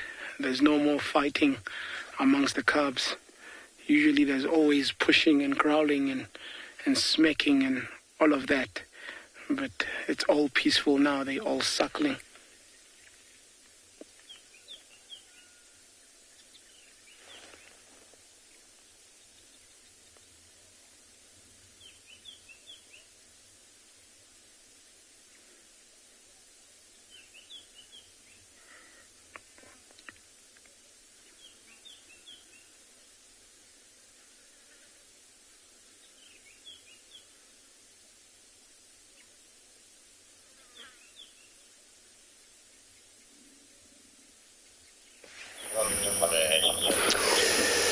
Beautiful, especially cub, drinking. So beautiful. So what you see here, this is the bride that has now remained, but the rest of them have walked past our vehicle right to the western side directions, towards the west, so northwest direction they're going to take, I think. They have decided. But we still have quite a, looks like maybe 4 or 5 of them here left. And they're going to be probably doing the same. And the males we've left far in there, which they're probably going to keep up with them later, or maybe not. They're going to focus on their own things. We found out. This is so cool just to see how they're getting up and active. We just play deadly. When we get here, that we're not doing this kind of movement that you see is happening here. So for them able to move, it's not such a mission, it's not such a hurry. So they would be probably just going to go and take it easy, and while they're doing this, kind of like old hunting technique, able to listening around them.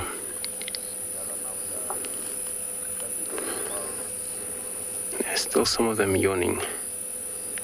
This little one is probably just gonna walk past by. So I'm just gonna take this very moment of the time, just thank everybody to come and join our show. We come in the end of the show this evening, hoping that tomorrow we'll be doing the same, and we'll be probably gonna do this perfectly. Hopefully we'll find these lines again. From us, we're just going to say goodbye. We'll see you all tomorrow. Be safe. My favorite bird has to be the social weaver.